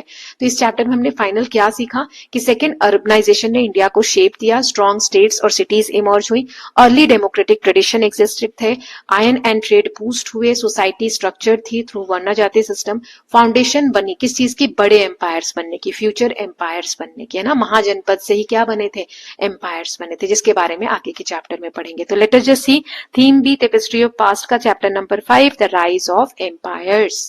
So what is an empire? An empire is a large territory made up of many smaller kingdoms or regions ruled by a powerful ruler called an empire. Emperor जो भी एरिया को रूल करते थे, छोटे छोटे किंगडम्स को, जब वो सारे किंगडम्स, बहुत सारे किंगडम्स एक साथ मिल जाते हैं तो large territory, large area create करते हैं, जिसे एम्पायर कहते हैं। ये जो एम्पायर वर्ड है लैटिन वर्ड इम्पेरियम से आया है, जिसका मतलब होता है सुप्रीम पावर। स्मॉलर किंग्स ये क्या बन जाते हैं? ट्रिब्यूटरीज बन जाते हैं। मतलब मेन एक एम्पायर होता है और उसमें बहुत सारी छोटी छोटी ट्रिब्यूटरीज हो जाती हैं। जैसे कि एक मेन किंगडम जो था वो एम्पायर बन जाएगा और आसपास के जो किंगडम्स थे वो सारे क्या होंगे? इसके ट्रिब्यूटरीज। ठीक है, जो ट्रिब्यूट पे करते हैं और लॉर्डशिप एक्सेप्ट करते हैं, मतलब इस एम्पायर के अंडर काम करना, रहना स्वीकार कर लेते हैं। एम्पियर जो होता है, जो यहाँ का सम्राट होता है, वो एक स्ट्रॉन्ग कैपिटल बनाता है, राजधानी बनाता है, अपनी आर्मी मेंटेन करता है, एडमिनिस्ट्रेशन एंड कम्युनिकेशन पे वर्क करता है। Difference from a kingdom, kingdom से ये एम्पायर कैसे अलग है? ये है किंगडम्स, छोटे छोटे जो किंगडम्स होते हैं, ये जब साथ में मिल जाते हैं तो एक एम्पायर बनाते हैं ना। तो डिफरेंस अगर हम बात करें तो किंगडम जो है स्मॉलर टेरिटरी है, एम्पायर लार्ज टेरिटरी है। यहाँ एक सिंगल रूलर होता है एक रीजन का, यहाँ एक रूलर बहुत सारे किंगडम्स को रूल करता है। लिमिटेड रिसोर्सेज होते हैं किंगडम में, और एम्पायर में it control over vast resources, बहुत सारे रिसोर्सेज पे एम्पायर का कंट्रोल होता है। सेकंड क्वेश्चन है, how did empire rise and shape Indian civilization? तो एम्पायर राइज कैसे हुआ? स्ट्रॉन्ग आर्मीज बनी, ट्रेड रूट्स पे कंट्रोल हुए, आयरन और जो रिसोर्सेज थे उस पे इनका एक्सेस हुआ, गंगा प्लेन का फर्टाइल लैंड है उस पे इनका कंट्रोल हुआ, और एफिशिएंट एडमिनिस्ट्रेशन सिस्टम था। तो दे शेप्ड इंडिया बाय, इंडिया को इन्होंने कैसे शेप दिया? एक तो पॉलिटिकल यूनिटी आई इनके बीच में, कि जो पॉलिटिकली एक यूनाइटेड होकर इन्होंने बड़ा सा एक एम्पायर क्रिएट किया। ट्रेड और कॉइन्स डेवलपमेंट हुए, रोड्स, कम्युनिकेशंस बनाए, मतलब रोड्स से एक जगह को दूसरी जगह से कनेक्ट किया। Encouraging art and architecture, ideas like dharma वगैरह को स्प्रेड किया गया। For example Mauryan empire. Third question है big question, what factors facilitate the transition from kingdoms to empire? Kingdom से एम्पायर में कैसे बना? तो एक तो मेन फैक्टर्स थे, मिलिट्री पावर जो है एम्पायर की ज्यादा थी, एग्रीकल्चर सरप्लस होने लग गया, सरप्लस मतलब जितनी जरूरत है उससे ज्यादा प्रोड्यूस होने लग गया। आयरन टेक्नोलॉजी डेवलप हुई, ट्रेड, व्यापार वगैरह, गिल्ड्स यानी जो मर्चेंट व्यापारी है वो अपना ग्रुप बनाया करते थे, ट्रेडिंग बहुत ज्यादा डेवलप हुई, ट्रेड रूट्स डेवलप हुए जैसे उत्तर पथ, दक्षिण पथ, इंपॉर्टेंट कैपिटल्स जैसे पाटलिपुत्र वगैरह डेवलप हुए, एफिशिएंट एडमिनिस्ट्रेशन था, जिस कारण से एम्पायर जो है डेवलप हुए from kingdom. Now what was the life like from 6 to 2nd century BC? 6 से 2nd century BC के अराउंड लाइफ कैसी थी? तो महाजनपद, जनपद से महाजनपद राइज हो रहे थे, ट्रेड और गिल्ड्स बन रहे थे, डेवलप हो रहे थे ट्रेड, बुद्धिज्म और जैनिज्म स्प्रेड हो रहा था, सिटीज डेवलप हो रही थी, पंचमार्क कॉइन्स डेवलप हो रहे थे, स्ट्रॉन्ग एम्पायर्स जैसे नंदा मौर्य एम्पायर ये डेवलप हो रहे थे, एग्रीकल्चर मेन ऑक्यूपेशन था, काम था लोगों का, सिटीज प्लान थी, स्ट्रीट्स प्लान थे, वुडन हाउसेस के बारे में जानने को मिलता है। चलिए ये हो गए बिग क्वेश्चन, 4 थे। अब हम टॉपिक एंड सब टॉपिक वाइज समरी देख लेते हैं। तो पहला टॉपिक है हमारा, व्हाट इज एम्पायर? एम्पायर क्या होता है? सो मीनिंग क्या हुआ एम्पायर का, कि यहाँ पे छोटे छोटे किंगडम्स को एक जगह आप इकट्ठा कर दो, है ना, collection of smaller kingdoms. Empire जो थे वो सुप्रीम रूलर हुआ करते थे एम्पायर के। ट्रिब्यूटरीज जो इसके आसपास की ट्रिब्यूटरीज है, इनको ट्रिब्यूट एक तरीके से गिफ्ट या टैक्स कह सकते हो, वो दिया करते थे। एम्पायर का मेन काम क्या होता था, फीचर क्या होता था? आपके फिगर दिया हुआ है 5.15 चैप्टर में, वहां पर आप देख सकते हैं ना। सो स्ट्रॉन्ग आर्मी डेवलप करना, एडमिनिस्ट्रेशन सिस्टम डेवलप करना, टैक्स कलेक्ट करना, रिसोर्सेज जो है उसको कलेक्ट करना, ट्रेड रेगुलेट करना कि कौन कितना व्यापार कर रहा है, इस पे टैक्स वगैरह लेना, कम्युनिकेशन नेटवर्क डेवलप करना, आर्ट एंड कल्चर को एनकरेज करना। ट्रेड रूट्स एंड गिल्ड्स के बारे में हमने पढ़ा था। इंपॉर्टेंस क्या है ट्रेड रूट के? आर्मी मेंटेन करती थी ट्रेड रूट्स को, कि कोई लुटेरे चोरी वगैरह ना कर ले, डाका ना डाले जब ट्रेड व्यापारी जा रहे हैं तो उसके लिए पैसे चाहिए आर्मी को रखने के लिए। तो ट्रेड से इनकम इंक्रीज हुई, कंट्रोल हुआ रिवर और रोड्स पे, जिसकी वजह से इकोनॉमी कंट्रोल हुई। तो राजा क्या है, टैक्स लिया करते थे व्यापारियों से, है ना, इन आर्मीज को मेंटेन करने के लिए। ट्रेड गुड्स जो है जैसे टेक्सटाइल, स्पाइसेस, जेम्स और एग्रीकल्चर प्रोड्यूस, एनिमल्स, इनमें ट्रेड किया जाता था। ट्रेड रूट्स की बात करें तो उत्तर पथ नॉर्थ रूट जो है, Dakshinapatha south route, river routes Ganga Son river के थ्रू भी ट्रेडिंग होती थी, है ना, नदी के रास्तों से भी। गिल्ड यानी श्रेणीज बोलते थे, इसमें ट्रेडर्स और क्राफ्टमैन जो है ग्रुप बनाते थे, एसोसिएशन बनाते थे, इसे गिल्ड कहा जाता था। इनका एक हेड होता था जिसे इलेक्शन के थ्रू चुना जाता था। इनके खुद के इंटरनल रूल्स होते थे। किंग इनके काम में, गिल्ड्स के काम में इंटरफेयर नहीं करते थे। Then rise of Magadha, Magadha एक पावरफुल एम्पायर के फॉर्म में कैसे राइज हुआ। So why Magadha became powerful, क्योंकि गंगा प्लेन जो एरिया है वहां पर मगध था। आयरन और जो है मतलब जो लोहे की खानें होती हैं आयरन की, तो वो उसके आसपास था। फॉरेस्ट रिसोर्सेज, जंगल का एरिया बहुत बड़ा था। एलिफेंट की सप्लाई बहुत अच्छी थी। रिवर का ट्रांसपोर्ट होता था। तो इन सब कारणों से जो मगध है एक पावरफुल एम्पायर के फॉर्म में उभर कर सामने आया। इसके इंपॉर्टेंट जो रूलर थे अशत्रु, महापदम नंद, धनानंद, ठीक है, तो ये इंपॉर्टेंट इसके रूलर्स थे। एडवांटेज की बात करें तो इनकी आर्मी बहुत बड़ी थी, स्ट्रॉन्ग इकोनॉमी थी और कॉइन्स इशू हुए थे। अराइवल ऑफ ग्रीक्स, अब ग्रीक्स जो थे वो आने लगे थे इंडिया में 327 से 325 बीसी में। अलेक्जेंडर आया था जिसे सिकंदर कहते हैं। डिफीटेड पोरस, अलेक्जेंडर ने क्या किया, पोरस को हरा दिया। वो पूरी दुनिया पे कंक्वेयर करना चाहता था, जीतना चाहता था, लेकिन उसके सोल्जर्स बहुत थक गए थे और वो वहां से आगे बढ़ने को मना कर दिए। फिर क्या हुआ, उसे रिटर्न जाना पड़ा। 32 की एज में अलेक्जेंडर की डेथ हो गई थी। इम्पैक्ट क्या हुआ, जैसे ग्रीक इंडिया में आए तो इंडो मतलब इंडिया और ग्रीक के बीच में कल्चरल कॉन्टैक्ट्स होने लग गए। ग्रीक जो क्षत्रप्स थे, जैसे हम यहाँ पर बोल रहे हैं कि सामंत वगैरह होते थे जो राजा के अंडर में रहकर इस एरिया को संभालते थे और राजा को ट्रिब्यूट वगैरह पे करते थे। ऐसे ही उनके में जो सामंत है उन्हें क्षत्रप कहा जाता था। ठीक है, तो ये जो क्षत्रप हुआ करते थे ग्रीक, इन्होंने रूल किया नॉर्थ वेस्टर्न पार्ट को। जैसे जो इंडिया का नॉर्थ वेस्टर्न पार्ट है जहां पर पोरस को हराया था अलेक्जेंडर ने, ये जो सिंध वाला रीजन है यहाँ पर इंडिया का, तो इस वाले एरिया में है ना इंडिया के, ये लोग क्या हुए, अलेक्जेंडर तो लौट गया, जो उसके साथ क्षत्रप थे उसको उसने एरिया दे दिया कि तुम इस एरिया को संभालो, तुम इस एरिया को संभालो, तुम इस एरिया को संभालो। तो ये जो ग्रीक क्षत्रप्स हैं इन्होंने ये नॉर्थ वाला एरिया है और ये वेस्ट वाला, तो नॉर्थ वेस्टर्न जो पार्ट है इंडिया का वहां पे रूल किया। बाद में चंद्रगुप्त मौर्य ने इनको हरा दिया। ठीक है, नाउ नेक्स्ट देखते हैं, तब शुरुआत हुई चंद्रगुप्त मौर्य के द्वारा मौर्यन एम्पायर की। चंद्रगुप्त मौर्य ने 321 बीसी में इसकी शुरुआत की। कैपिटल जो इसकी राजधानी थी वो पाटलिपुत्र थी। अब जो मौर्य एम्पायर के संस्थापक थे चंद्रगुप्त मौर्य, उनके मेंटोर कौन थे, किससे उन्होंने शिक्षा ली, कौटिल्य से, जिन्हें चाणक्य के नाम से भी जाना जाता है। और इन्होंने ही किताब लिखी थी अर्थशास्त्र। अर्थशास्त्र के लेखक यही हैं। कौटिल्य जो थे, इनकी आइडियाज क्या थे, सबसे पहले सप्तांग थ्योरी इन्होंने दी थी। 7 पार्ट्स ऑफ स्टेट, की स्टेट के 7 पार्ट्स होते हैं। एक होता है राजा, स्वामी, मिनिस्टर, अमात्य, ये नाम याद होने चाहिए, मैच तैम में आ जाता है। टेरिटरी जिसे जनपद कहते हैं, फोर्टिफाइड सिटीज जिसे दुर्ग कहते हैं, ट्रेजरी यानी खजाना कोष, फिर आर्मी यानी दंड, और अलाइज यानी मित्र। तो ये जो है ये सारे 7 पार्ट्स होते हैं जो किसी भी स्टेट को, किसी भी एरिया को जरूरी है as a empire, as a kingdom work करने में। फिलॉसफी क्या थी कि वेलफेयर ऑफ पीपल, लोगों की भलाई के लिए काम करना। तो यही किसके बराबर होगा, वेलफेयर ऑफ किंग के। राजा की भलाई तभी होगी जब वो लोगों की भलाई के लिए काम करेगा। Strong law and order maintain करना, पनिशमेंट देना, अगर करप्शन हो रहा है तो पनिशमेंट देना। कंट्री साइड डेवलपमेंट करना, मतलब जो ऐसा नहीं मेन जो एरिया है जो एम्पायर का वहीं पर सेंटर में ही डेवलपमेंट हो, जो कंट्री साइड जो आसपास के एरिया है उनमें भी डेवलपमेंट करना, तो वहां पे फोकस करना। ठीक है, अब चंद्रगुप्त मौर्य के बाद जो इंपॉर्टेंट एक और एम्पेरर हुए मौर्य साम्राज्य में वो है अशोका। इनका समय 268 से 232 बीसी है। अर्ली लाइफ में इन्होंने एक्सपैंड किया एम्पायर को और ज्यादा बढ़ाया वॉर के थ्रू। कलिंगा वॉर उनकी लाइफ में हुआ। कलिंगा वॉर के बाद वो चेंज हो गए, चेंज आफ्टर कलिंगा वॉर। तो उसमें क्या हुआ, बहुत ज्यादा डिस्ट्रक्शन हुआ। तो वो उन्होंने देखा, जिसके कारण उन्होंने कहा अब मैं अहिंसा को फॉलो करूंगा, नॉन वायलेंस को, अब युद्ध नहीं लड़ूंगा। उन्होंने बुद्धिज्म फॉलो किया। एडिक्ट्स देखने को मिलते हैं। एडिक्ट्स क्या होते हैं, जो हार्ड सर्फेस पे पत्थर वगैरह पे खुदवा कर कुछ लिखवाया जाए, तो प्रकृत भाषा में। और स्क्रिप्ट कौन सी फॉलो होती है, ब्राह्मी स्क्रिप्ट में उन्होंने एडिक्ट एनग्रेव करवाए रॉक्स पे, पिलर्स पे, और धर्म को प्रमोट किया। वेलफेयर मेजर्स इनके द्वारा कौन से लिए गए लोगों की भलाई के लिए, मेडिकल केयर लोगों और जानवरों के लिए प्रोवाइड करना, रास्ते पर पेड़ लगवाना, कुएं बनवाना, रेस्ट हाउस तो आराम गृह होते हैं वो बनवाना।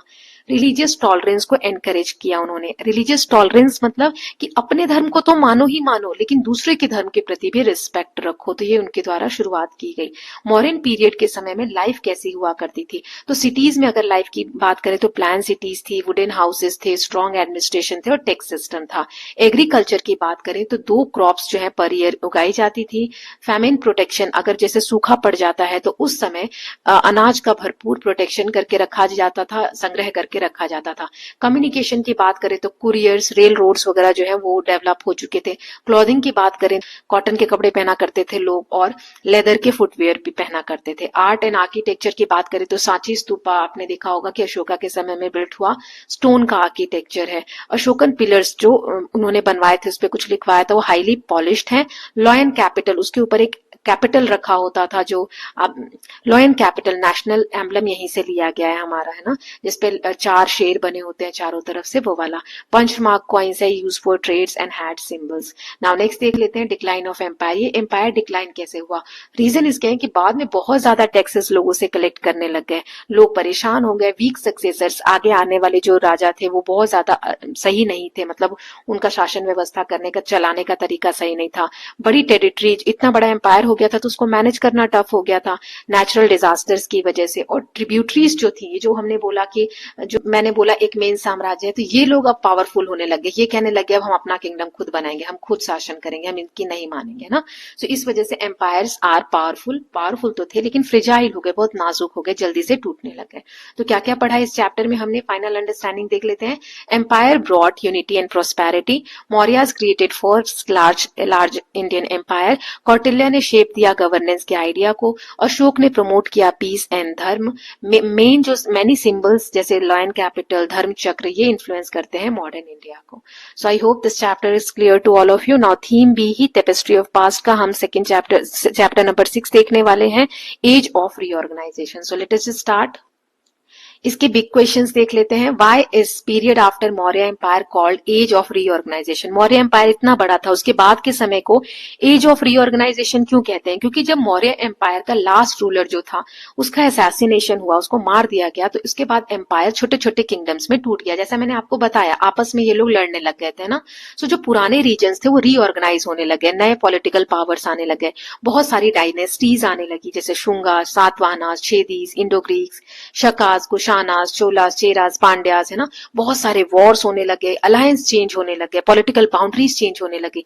जैसे किसी का एरिया यहाँ था, अब इन्होंने अलायंस कर लिया, इनके साथ मिल गए तो ये एक एरिया बन गया, है ना। ऐसे पॉलिटिकल बाउंड्रीज चेंज होने लगी। फॉरेन इन्वेजन ने रीशेप किया नॉर्थ वेस्टर्न इंडिया को। फॉरेन इन्वेजन मतलब होता है आक्रमण करना, विदेशी आक्रमणकारी आने लग गए, जिसकी वजह से नॉर्थ वेस्टर्न पार्ट जो है चेंज होने लगा, कल्चरल एक्सचेंज होने लगे, आर्टिस्टिक डेवलपमेंट फ्लरिश होने लगे। इसीलिए scholars call it as age of reorganization because political powers was constantly reshaped. Now second question इसमें है, what value guided the emperors of this period? कौन सी values guide करती हैं इस समय के emperors जो थे उनको? तो सबसे पहले जो राजा थे उन्होंने प्रोटेक्शन, अपने किंगडम को प्रोटेक्ट किया, जस्टिस यानी न्याय सिस्टम, धर्म सिस्टम को माना, रिलीजियस टॉलरेंस मैंने जस्ट बताया, सभी धर्मों को सम्मान देना, चैरिटी एंड डोनेशन का कॉन्सेप्ट अपनाया, respect for multiple school of thoughts, अलग अलग विचारधाराओं का सम्मान करना। जैसे खारवेला जो राजा थे वो खुद कहते थे रिस्पेक्टर ऑफ एवरी सेक्ट, हर धर्म को, हर समुदाय को मानना। कुशान की जो कॉइन है उसपे बुद्धा और शिव दोनों दिखाए गए हैं। सातवाहनाज ने डोनेट किए थे लैंड, किसको? वैदिक स्कॉलर्स को भी किए थे, जैनास को, बुद्धिस्ट मॉन्क को भी किए थे। मतलब सभी सेक्ट्स को बराबर समझा जा रहा है। संगम लिटरेचर जो है उसमें जस्टिस और रूलर्स की, राजा की क्या ड्यूटी है उसके ऊपर जोर दिया गया है, राइट। नाउ नेक्स्ट क्वेश्चन इसमें है, how did foreign invader assimilate into Indian society? जो विदेशी आक्रमणकारी थे वो कैसे एसिमिलेट, मतलब घुल मिल गए इंडियन सोसाइटी में। जो फॉरेन रूलर्स थे जैसे इंडो ग्रीक, शकाज, कुशानाज, ये एसिमिलेट हो गए, इंडिया में आ गए। ये कैसे? और इंडिया के चीजों को इन्होंने अपना लिया, जैसे इंडियन गॉड्स, और ऑन कॉइन्स, उनके कॉइन पे, उनके सिक्कों पे इंडियन गॉड्स आपको देखने को मिलेंगे, वसुदेव, लक्ष्मी, बुद्ध, शिव, है ना। और इंस्क्रिप्शन उन्होंने ब्राह्मी स्क्रिप्ट अपनाई जो इंडिया की थी। फिर इंडियन आर्ट और रिलीजन को उन्होंने सपोर्ट किया। मिक्स्ड आर्ट स्टाइल उन्होंने अपनाया, मतलब अपने आर्ट स्टाइल को इंडिया के आर्ट स्टाइल के साथ मिला दिया, जैसे एक इसका एग्जांपल है गंधारा स्टाइल। फिर इंडियन ट्रेड नेटवर्क जो थे उसमें ये पार्टिसिपेट करने लग गए। इसकी वजह से कल्चरल कॉन्फ्लुएंस हुआ। कॉन्फ्लुएंस मतलब जहां पे कुछ चीजें आकर मिल रही हैं।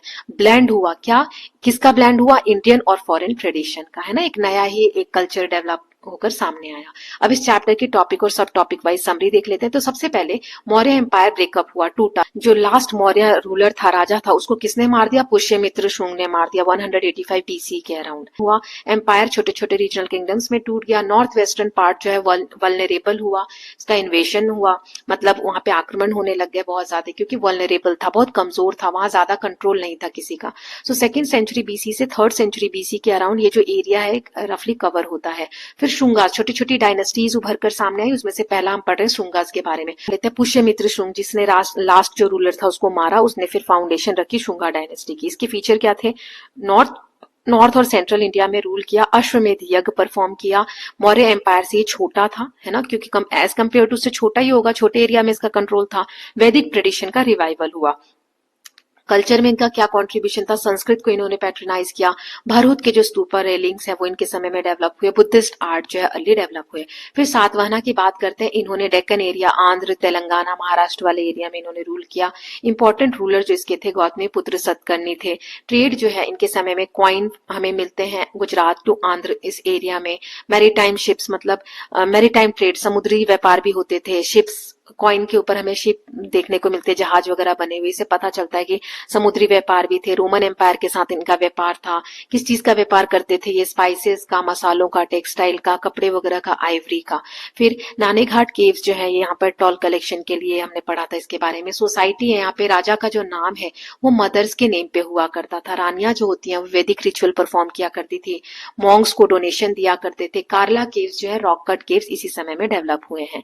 फिर है छेदीज, कलिंगा जो एरिया है वहां पर इंपॉर्टेंट जो इसके छेदीज के रूलर थे वो है खारवेला। इन्होंने जैन के फॉलोअर थे, जैनिज्म के। इन्होंने उदयगिरी, खांदरगिरी जो केव्स है उसको डेवलप कराया। हाथी गुफा में इंस्क्रिप्शन है इनका, इंस्क्रिप्शन जो हार्ड सरफेस पे खुदवा कर लिखवाया जाता है। इन्होंने सभी सेक्ट्स को धर्म देना, रिस्पेक्ट देना चाहिए सभी धर्मों को, ये बताया। और रॉक कट आर्किटेक्चर इनके समय में डेवलप हुए। फिर सदर्न किंगडम की हम बात करें, 3rd century, 2nd century BC से लेकर 3rd सेंचुरी सीई के अराउंड, तो यहाँ पर संगम लिटरेचर डेवलप हुए। इसमें क्या हुआ, तमिल पोएम्स का ये कलेक्शन है। ये जो तमिल पोएम्स है किस टॉपिक्स पे लिखे गए, किन थीम्स पे, लव, हीरोइज्म और जेनरोसिटी। इनके जो इंपॉर्टेंट एपिक्स हैं, महाकाव्य जिसे हम कहते हैं, वह है शिलापदिकरम। फिर चोलास, चेरास और पांड्यास के बारे में सदर्न इंडिया में डेवलपमेंट्स हुए वो हमने पढ़ा। चोलास जो है इनकी कैपिटल थी उरैयूर। इनके जो इंपॉर्टेंट राजा थे करिकाल। इन्होंने कलानी ग्रैंड एनिकट बनवाया, हमने देखा था इमेज जो इन्होंने डेवलप किया इरिगेशन सिस्टम को। इसी से राइस वॉल ऑफ साउथ भी कहा जाता है। नाउ चेरास की कैपिटल थी वंजी, करूर। इनका रोमन और वेस्ट एशिया के साथ ट्रेड था। इन्होंने स्पाइसेस, टिम्बर, आइवरी का ट्रेड किया। कॉइन्स इश्यूज किए जो एम्बलम के साथ है ना, मतलब उनका जो एक मार्क है वो कॉइन पे हुआ करता था। पांड्यास की बात करें तो आगे बढ़ने के साथ साथ हम साथ में मैं कुछ क्वेश्चंस भी पूछती हूँ, आप लोग आंसर भी करिए। चेरास की कैपिटल कहाँ थी बताओ, अभी जस्ट पढ़ा है तो टाइप करते चलो, देख रहे कितने बच्चे ध्यान दे रहे हैं, ठीक है।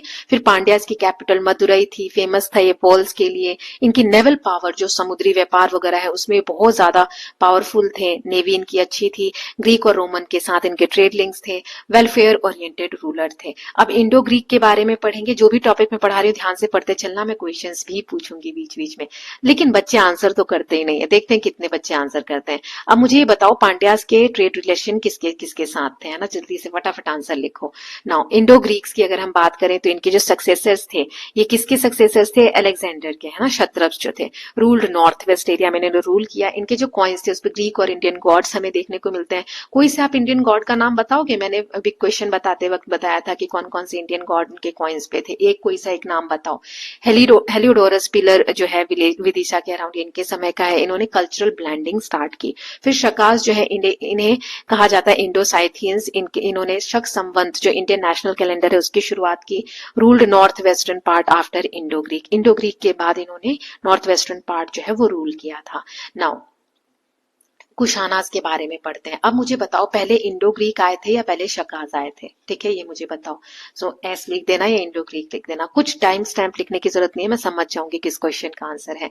नाउ कुशानास, इनका ओरिजिन सेंट्रल एशिया में हुआ था। इनके जो पावरफुल किंग थे उनका नाम है कनिष्क। इनके फीचर्स क्या थे, इन्होंने सिल्क रूट पे अपना कंट्रोल किया, प्रमोट किया ट्रेड को, और मिक्स्ड आर्ट स्टाइल थी। इनकी आर्ट स्कूल जो है गंधारा स्कूल ऑफ आर्ट इनके समय में डेवलप हुआ।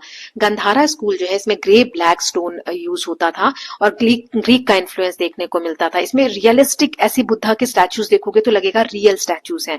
मथुरा स्कूल जो है इसमें रेड सैंडस्टोन यूज होता था और इंडियन स्टाइल था इसमें। फिर फुलर फिगर्स हुआ करती थी, है ना, फिगर्स जो है एक भरी भरी फिगर्स आपको देखने को मिलती थी, कुबेर की, लक्ष्मी की, शिवा की, इनको डिपिक्ट किया गया है मथुरा स्कूल ऑफ आर्ट में। Okay, now my question from this topic is की गांधारा स्कूल ऑफ आर्ट में क्या फर्स्ट पॉइंट हमने क्या पढ़ा था, किस तरीके के स्टोन यूज हुए होते थे इसमें गांधारा में, वो आपको बताना है। ओके, नाउ नेक्स्ट देख लेते हैं। सो कल्चरल डेवलपमेंट्स, ठीक है, या ट्रेड रूट हमारा बच गया, ट्रेड एंड सिल्क रूट। सो व्यापार करने के लिए एक पर्टिकुलर मार्ग फॉलो किया जाता था, रास्ता फॉलो किया जाता था। ये इंडिया और चाइना को मेडिटेरेनियन एरिया से कनेक्ट करते थे। कल्चरल एक्सचेंज को बूस्ट किया, स्प्रेड किया आइडियाज को और गुड्स को। नाउ कल्चरल डेवलपमेंट्स की अगर हम बात करें, संस्कृत लिटरेचर फ्लरिश हुआ, महाभारत और रामायण को कंपोज किया गया, रॉक कट आर्किटेक्चर डेवलप हुए, कॉइन्स जो है उन्होंने में रिलीजियस टॉलरेंस को उस पर दिखाया जाता था। हमने देखा ना सभी धर्मों के देवी देवताओं को वो लोग कॉइन्स के ऊपर डिपिक्ट करते थे। आर्ट का ब्लेंडिंग हुआ, इंडियन और फॉरेन स्टाइल जो है वो ब्लेंड हुए साथ में। नाउ नेक्स्ट देखते हैं इस चैप्टर में जो जो हमने पढ़ा, पॉलिटिकल फ्रेगमेंटेशन पढ़ा जिसकी वजह से नई पावर जो है इमर्ज हुई, फॉरेन रूलर्स ब्लेंड हुए इंडियन सोसाइटी के साथ, ट्रेड एक्सपैंड हुआ इंटरनली एंड एक्सटर्नली, फिर आर्ट एंड आर्किटेक्चर फ्लरिश हुए, रिलीजियस टॉलरेंस के प्रति एक स्ट्रॉन्ग वैल्यू इमर्ज हुई। ये जो पीरियड है इसने इंडियन सिविलाइजेशन को रीशेप किया। सो इसके साथ हमारा चैप्टर नंबर 6 हो गया। चैप्टर 7 थीम बी का लास्ट चैप्टर है। थीम बी का नाम है टिपिस्ट्री ऑफ पास्ट। चैप्टर 7 देख लेते हैं, Gupta era an age of tireless creativity. Let us just start with chapter number 7। इसके बिग क्वेश्चन के साथ स्टार्ट करते हैं। तो इसमें पहला क्वेश्चन है, हु वर गुप्तास? गुप्तास कौन थे और इस पीरियड को क्लासिकल एज क्यों कहा जाता है? तो गुप्तास डायनेस्टी जो है रोज हुई 3rd सेंचुरी सी के अराउंड। इनका origin present day Uttar Pradesh, इनकी कैपिटल जो है पाटलिपुत्र, मॉडर्न डे पटना जो है वहां पर। इंपॉर्टेंट इसमें रूलर से Chandragupta first, Samudragupta and Chandragupta second, जिसे विक्रमादित्य के नाम से भी जाना जाता है। इन लोगों ने एक ग्रेटेस्ट एम्पायर बिल्ड किया एंशिएंट इंडिया का। इसे क्लासिकल एज क्यों कहा जाता है? क्योंकि इस पीरियड में संस्कृत लिटरेचर फ्लरिश हुआ। कालिदास एक इंपॉर्टेंट इस समय के हम फिगर समझ सकते हैं। साइंटिफिक डिस्कवरीज हुई, आर्यभट्ट, वराहमिहिर इसी समय में थे। ये आर्ट और आर्किटेक्चर के लिए बहुत ज्यादा मैग्निफिसेंट डेवलपमेंट्स हमें देखने को मिलते हैं। अजंता, उदयगिरी केव्स में एडवांस मेटलर्जी का एग्जांपल हमें आयरन पिलर जो है दिल्ली का वो देखने को मिलता है। आयुर्वेदा टेक्स्ट जो है वो कोडिफाइड हुए इस समय में। नॉलेज जो अर्लियर पीरियड से थे उन्हें कंपाइल किया गया इस समय में। इस समय शांति थी, समृद्धि थी और क्रिएटिविटी थी। इसीलिए इस समय को हिस्टोरियन, इतिहासकार जो है वो क्या कहते हैं? क्लासिकल एज कहते हैं। Okay, so I hope it is clear. Now next देख लेते हैं, What was happening in the rest of the subcontinent? Gupta empire develop हो रहा था, ठीक है। उस समय बाकी जगहों पर क्या हो रहा था? तो गुप्ता जब नॉर्थ में रूल कर रहे थे तो वकाटकास जो है वो सेंट्रल इंडिया में गुप्तास के साथ एलाइज थे और रूल कर रहे थे। पल्लवास साउथ इंडिया में, पल्लवास की कैपिटल क्या थी? कांचीपुरम। कामरूपा जो किंगडम है वो नॉर्थ रूल कर रहे थे, नॉर्थ ईस्टर्न आसाम वाले रीजन में, ठीक है। These kingdoms build temples, promoted art and learning, maintain diplomatic relation with Gupta, sometimes paid tribute to Samudragupta. Thus India had multiple power dynasties simultaneously. एक साथ इंडिया में गुप्ता के साथ साथ बहुत सारी डायनेस्टीज जो है वो रूल कर रही थी। Okay, now let us just move ahead. अब इसमें जो हमने पढ़ा, मुझे बताओ पल्लवास जो थे उनकी कैपिटल कहाँ थी? ये मुझे बताओ आप लोग कमेंट सेक्शन में, है ना। नाउ नेक्स्ट देखते हैं, who were some great figures of this period and why do they matter? कौन कौन से इंपॉर्टेंट लोग इस वक्त हुए? जैसे आर्यभट्ट, इन्होंने बताया कि अर्थ जो है अपने एक्सिस पे रोटेट करती है। उन्होंने ईयर का जो टाइम है एग्जैक्ट एक्यूरेटली कैलकुलेट किया। उन्होंने सोलर और लूनर इक्लिप्स, जो सूर्य ग्रहण चंद्र ग्रहण होते हैं, उसको साइंटिफिकली डेवलप किया और आर्यभट्टीय नाम की किताब लिखी। वराहमिहिर जो है उन्होंने बृहद संहिता लिखा। उन्होंने डिस्कवरी की किसकी? एस्ट्रोनॉमी की, वेदर और आर्किटेक्चर को, इन टॉपिक्स को कवर किया। साइंटिफिक ऑब्जर्वेशन में वन ऑफ द पायनियर, मतलब शुरुआती के हम इंपॉर्टेंट फिगर के रूप में इनको समझ सकते हैं। कालिदास जो थे वो संस्कृत के बहुत महान कवि थे। उन्होंने मेघदूतम लिखा, लैंडस्केप्स को डिस्क्राइब किया, इमोशंस को ब्यूटीफुली एक्सप्लेन किया। देन नेक्स्ट है समुद्रगुप्त, ये पावरफुल कन्क्वेरर थे, नोन फॉर प्रयाग प्रशस्ति। इंस्क्रिप्शन जो है प्रयाग प्रशस्ति जिसमें इनके बारे में लिखा गया, उसके थ्रू इनको जाना जाता है। चंद्रगुप्त सेकंड जो थे विक्रमादित्य के नाम से जाने जाते थे। इन्होंने बहुत सारे विद्वानों को पैट्रनेज दिया था, पैट्रनेज यानी संरक्षण दिया था। आयरन पिलर पे जो इंस्क्रिप्शन है इनके बारे में उसमें लिखा हुआ है। ये जो भी इंपॉर्टेंट लोग हैं, इनके जो काम है आज भी इन्फ्लुएंस करते हैं साइंस, लिटरेचर और कल्चर को, ठीक है। अब सब टॉपिक वाइज हम देख लेते हैं। नाउ कालिदास का एक इंपॉर्टेंट हमने क्रिएशन पढ़ा। उन्होंने क्या लिखा था? एम से शुरू होता है, उसकी स्पेलिंग लिखो बिना पीछे चेक किए, है ना। देखते हैं कितने बच्चों ने ध्यान से देखा। सबसे पहले हमने देखा था राइज ऑफ गुप्तास। गुप्ता कैसे इमर्ज हुए? तो कुषाण एम्पायर वीकेन होने लग गया था, जिसके बाद गुप्ता एम्पायर जो है पावर में आया। उन्होंने एक्सपैंड किया थ्रू मिलिट्री कंक्वेस्ट, मतलब मिलिट्री द्वारा जीत हासिल की, मैट्रिमोनियल अलायंस, शादी विवाह करके एक दूसरे किंगडम से रिलेशन बनाया, डिप्लोमेसी उनकी अच्छी थी। समुद्रगुप्त को हम वॉरियर किंग के नाम से जाने जाते हैं। प्रयाग प्रशस्ति जो है जो हरिसेन द्वारा लिखी गई है, प्लीज पे अटेंशन हियर, है ना। प्रयाग प्रशस्ति जो है हरिसेन द्वारा लिखी गई है। इनका गोल क्या था?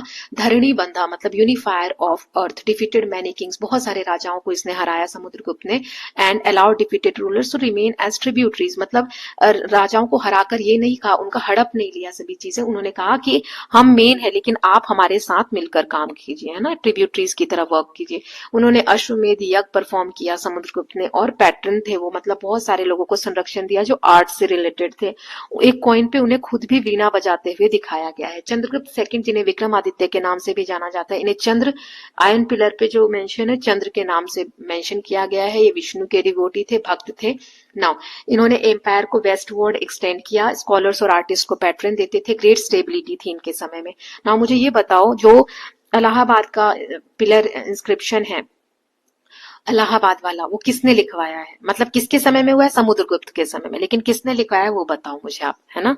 उनका नाम एच से स्टार्ट होता है। नाम लिखो।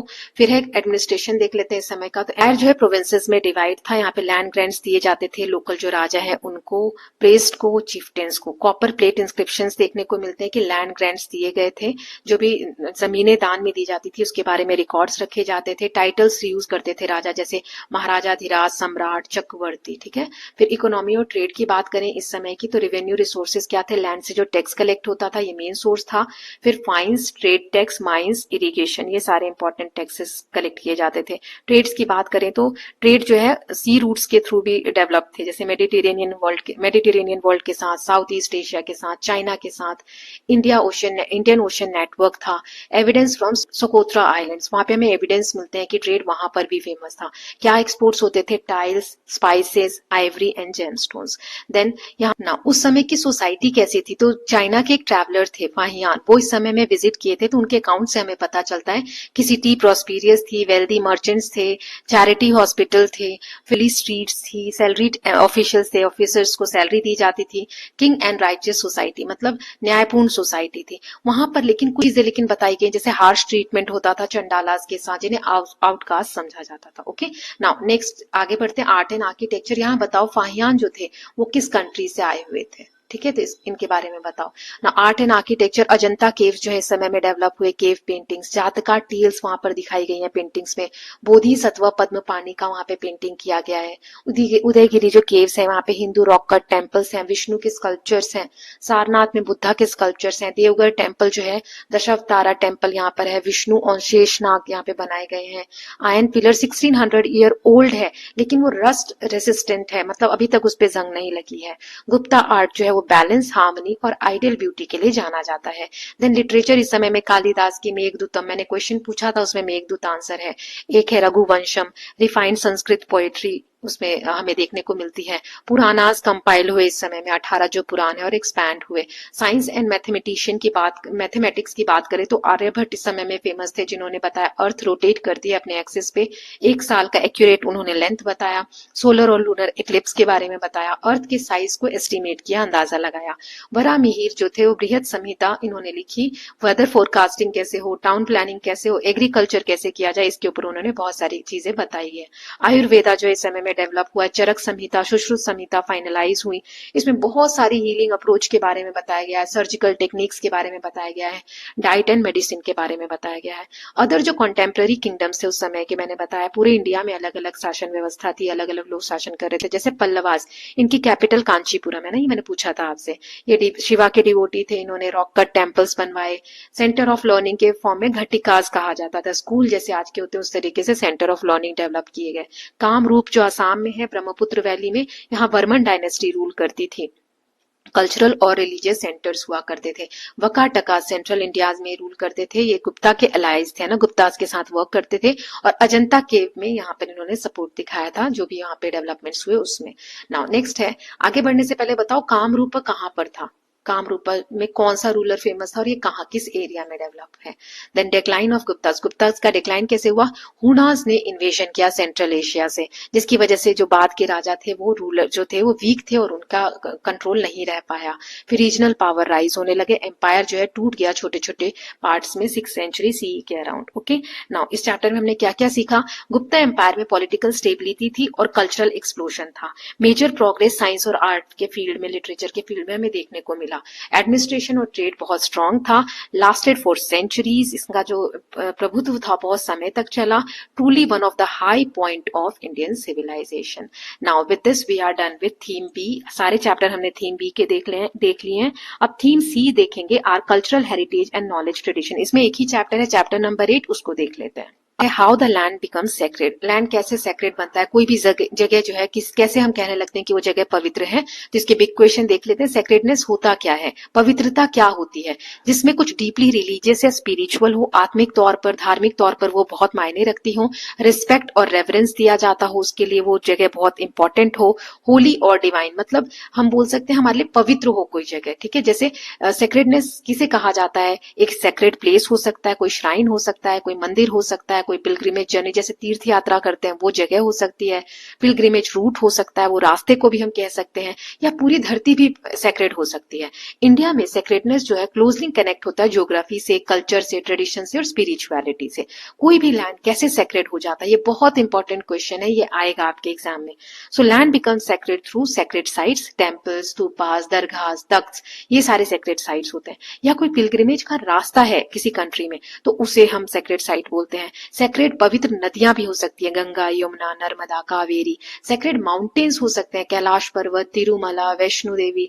सेक्रेड ट्रीज हो सकते हैं, पीपल के पेड़ की पूजा करते हैं, बोधि ट्री। सेक्रेड ग्रुप्स हो सकते हैं, प्रोटेक्टेड बाय कम्युनिटीज। ग्रुप्स यानी पेड़ पौधे, कुछ ऐसे पेड़ पौधे होते हैं जैसे नीम का पेड़, जैसे पीपल का पेड़, इसकी लोग पूजा करते हैं ना।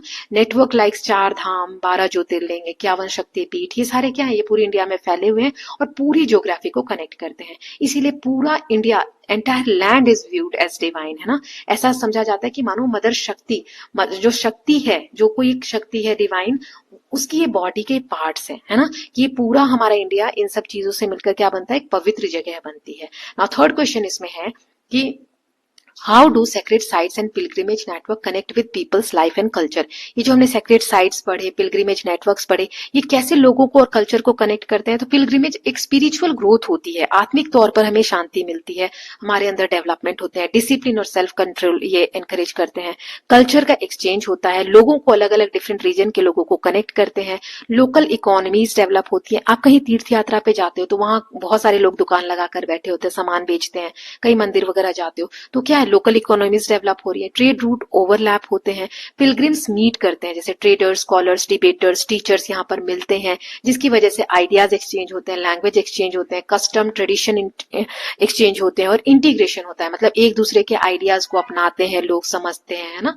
Then next is what role did sacred geography play in cultural integration. Sacred geography का क्या रोल है इस इंटीग्रेशन में। इंटीग्रेशन मतलब जब सब लोग मिल रहे हैं, एक दूसरे के आइडियाज को अपना रहे हैं, तो इसमें सेक्रेड ज्योग्राफी का क्या रोल है। अभी हमने देखा कि लोग जो है ट्रैवल करते हैं नॉर्थ से साउथ, ईस्ट से वेस्ट, इससे एक कंट्री की फीलिंग आती है, एक कल्चर की फीलिंग आती है। हम अलग अलग भाषा बोल रहे हैं, सब बोल रहे हैं, फिर भी अगर आप नॉर्थ में भी रहते हो और साउथ में कोई जगह घूमने जा रहे हो तो कहते हो मेरे देश का ये हिस्सा है ना। एक यूनिटी डेवलप होती है। कनेक्टेड डिस्टेंट रीजन, अलग अलग रीजन को ये कनेक्ट करते हैं, जिसमें कि जो इंपॉर्टेंट एपिक्स हैं जैसे रामायण महाभारत नॉर्थ में भी है, साउथ में भी है, तो ये जो रामायण महाभारत जैसे महाकाव्य है, ये पूरे इंडिया को, पूरे देश को कनेक्ट करते हैं। ट्रेड रूट्स लिंक होते हैं पिलग्रिमेज रूट्स के साथ, राइट। तो इससे क्या हम देखते हैं कि पावरफुल एक फोर्स डेवलप होती है, जिससे कि इतनी डाइवर्सिटी में भी हमें यूनिटी देखने को मिलती है ना। टॉपिक एंड सब टॉपिक वाइज समरी देख लेते हैं। पहला है सेक्रेडनेस का मीनिंग क्या होता है। Sacred means Holi, divine, spiritually important. इसको हम प्लेसेस, ऑब्जेक्ट्स, जर्नी या नेचुरल फीचर से कनेक्ट कर सकते हैं। देन पिलग्रिमेज यानी तीर्थ यात्रा। तीर्थ मतलब होता है crossing place, symbolically crossing from ordinary life to higher spiritual life, मतलब यात्रा करना एक नॉर्मल लाइफ से स्पिरिचुअल, आत्मिक जहां पे शांति मिल रही हो वहां जाना। फिजिकल जर्नी से इनर जर्नी की तरफ बढ़ना। कोड ऑफ कंडक्ट रिक्वायर्ड, कि एक आप डिसिप्लिन फॉलो करोगे, एक पर्टिकुलर तरीके से आप बिहेव करोगे। 3000 ईयर से प्रैक्टिस किया जा रहा है। सेक्रेड साइट्स डिफरेंट रीजन की अगर हम देखें, जैसे इस्लाम में दरगाह शरीफ है अजमेर में, क्रिश्चियनिटी में विल्कानिक चर्च है, बुद्धिज्म में सांची स्तूप है, महाबोधि टेम्पल है बोधगया में, सिखिज्म में अकाल तख्त है अमृतसर में, तख्त श्री पटना साहिब है, तख्त श्री केसरगढ़ साहिब है। हिंदुइज्म में देखो तो 4 धाम है, ज्योतिर्लिंग है, शक्तिपीठास है। जैनिज्म में mount Abu, Girnar, then Shatrunjay hills, right. Sacred geography क्या होती है, पवित्र, जो इस किसी ज्योग्राफी को कोई चीज पवित्र बना रही हो, किसी एरिया को, जैसे तीर्थ यात्रा के जो नेटवर्क्स है पूरे इंटायर इंडिया को कनेक्ट करते हैं। जैसे 4 धाम चारों कॉर्नर में है, 51 शक्तिपीठ जो है 51 वो पूरे सब कॉन्टिनेंट में फैली हुई है। ये जो इंटायर लैंड है इसे एक देवी के रूप में, देवी के शरीर के रूप में समझा जाता है। Land itself become sacred. इतनी सारी चीजें होने से जो एरिया है उसको ही सेक्रेड समझने लग जाते हैं। सो ज्योग्राफी, कल्चर, ये सब मिलके स्पिरिचुअली कॉम्बिनेशन बनता है और कोई भी जगह सेक्रेड बन जाती है। सेक्रेड इकोलॉजी क्या होता है? इकोलॉजी मतलब एनवायरमेंट से रिलेटेड। तो ऐसे प्लेसेस जैसे कि नदी के किनारे कोई है या संगम है, हम बोलते हैं ना संगम, यहाँ पे महाकुंभ लग रहा है तो नदी का वहां संगम है, तो ये सब क्या हुआ, अब नदियां भी पवित्र बन रही है, हिल साइड है, फॉरेस्ट है, जैसे पवित्र नदियां हैं गंगा, यमुना, गोदावरी, नर्मदा, सिंधु, कावेरी, राइट। यहाँ पे बहुत सारे रिचुअल्स, रीति रिवाज फॉलो किए जाते हैं, जैसे कुंभ मेला का मैंने एग्जाम्पल दिया, यहाँ पे अमृत मंथन हुआ था, इस हिसाब से हरिद्वार, प्रयागराज, नासिक और उज्जैन में ये कुंभ लगता है, right. Millions gather for sacred day, स्नान करने के लिए मिलियंस लोग इकट्ठा होते हैं। यूनेस्को ने इसे कुंभ मेला को इंटेंजिबल हेरिटेज डिक्लेयर किया है। माउंटेन्स और फॉरेस्ट भी सेक्रेड हो जाते हैं, इन्हें भी पवित्र कहने लगते हैं हम, जैसे इन्हें हेवन, स्वर्ग जाने का रास्ता कहा जाता है। हिल टॉप पे, पहाड़ के ऊपर टेम्पल्स, ये सिंबलाइज करते हैं इनर एफर्ट्स को, example mount Kailash, Vaishno Devi, Tirumala, Tiruvannamalai, right. Then sacred trees and groves, जैसे पीपल, बोधि ट्री जो होता है, जैसे हिंदुइज्म, बुद्धिज्म, जैनिज्म, सिखिज्म, सब में पवित्र समझा जाता है, राइट। एंशियंट टाइम से ही मोहनजोदारो सील में भी इसका मेंशन है। देन मेडिकल और इकोलॉजिकल इंपॉर्टेंस से भी ये पेड़ बहुत ज्यादा इंपॉर्टेंट है। सेक्रेड ग्रोव्स, जैसे जंगल के कुछ एरिया को कम्युनिटीज जो है, वहां रहने वाले लोग जो हैं वो प्रोटेक्टेड मानते हैं, मतलब उन्हें प्रोटेक्ट करके रखते हैं, पवित्र मानते हैं। जैसे बहुत सारे ऐसे रीजनल नेम्स है, देवरई, मथई कम्युनिटी, कावू मलयालम, देववन हिंदी, देन सारना झारखंड, है ना। तो ये एरिया होते हैं जंगल के अंदर जिन्हें ये पवित्र बनाते हैं। प्रिजर्व बायोडाइवर्सिटी, ये क्या करते हैं, बायोडाइवर्स, अब उस एरिया को, पर्टिकुलर जंगल के उस एरिया को आपने पवित्र माना तो क्या होगा, उसमें जो भी पेड़ पौधे उनको आप काटोगे नहीं, जो भी जीव जंतु है, डाइवर्सिटी क्या होगी, प्रिजर्व होगी। वाटर कंजर्वेशन में भी हेल्प मिलता है।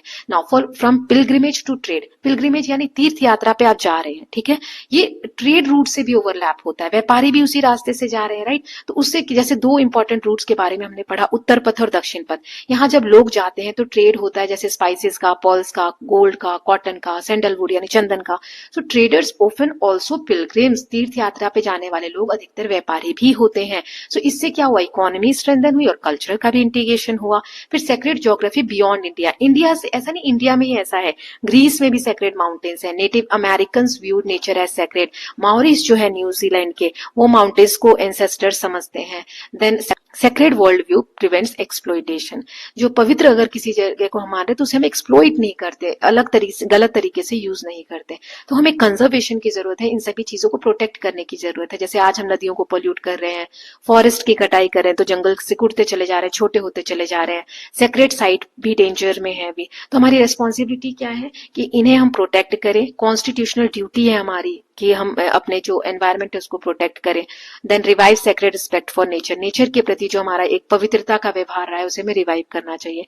फाइनल अंडरस्टैंडिंग, इस चैप्टर से हमने क्या सीखा कि सेक्रेडनेस जो है कनेक्ट करती है spirituality with geography, pilgrimage shaped Indian civilization, sacred geography unity बनाती है, इकोलॉजी प्रोटेक्ट करती है through belief, sacred world view promote sustainability. Okay, now with this we are done with theme C, our cultural heritage and knowledge tradition. इसका एक ही chapter था, chapter 8 how the land became sacred, ये हम कर चुके हैं। अब हम थीम डी देखेंगे, गवर्नेंस एंड डेमोक्रेसी, इसका chapter number 9, from the rulers to the ruled, type of democracy. चलिए स्टार्ट करते हैं इसके बिग क्वेश्चन के साथ।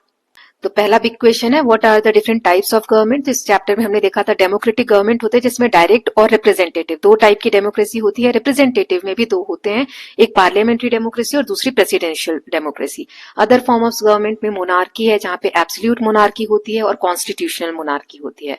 देन थियोक्रेसी, डिक्टेटरशिप और ओलिगार्की, ये सारे types of other forms of government है ना, किसके अलावा, डेमोक्रेसी के अलावा।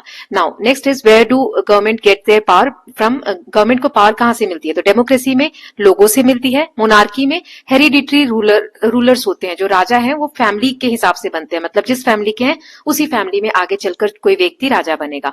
थियोक्रेसी में पावर जो है ये रिलीजन और रिलीजियस अथॉरिटी से आती है, मतलब वहां पे धर्म ग्रंथ है या धर्म है उसके हिसाब से देश जो है चलता है। डिक्टेटरशिप में एक किसी व्यक्ति के कंट्रोल में है ना, पावर कम्स फ्रॉम फोर्स, यहाँ पे फोर्सफुली कंट्रोल किया जाता है किसी एक पर्सन या किसी एक ग्रुप के द्वारा।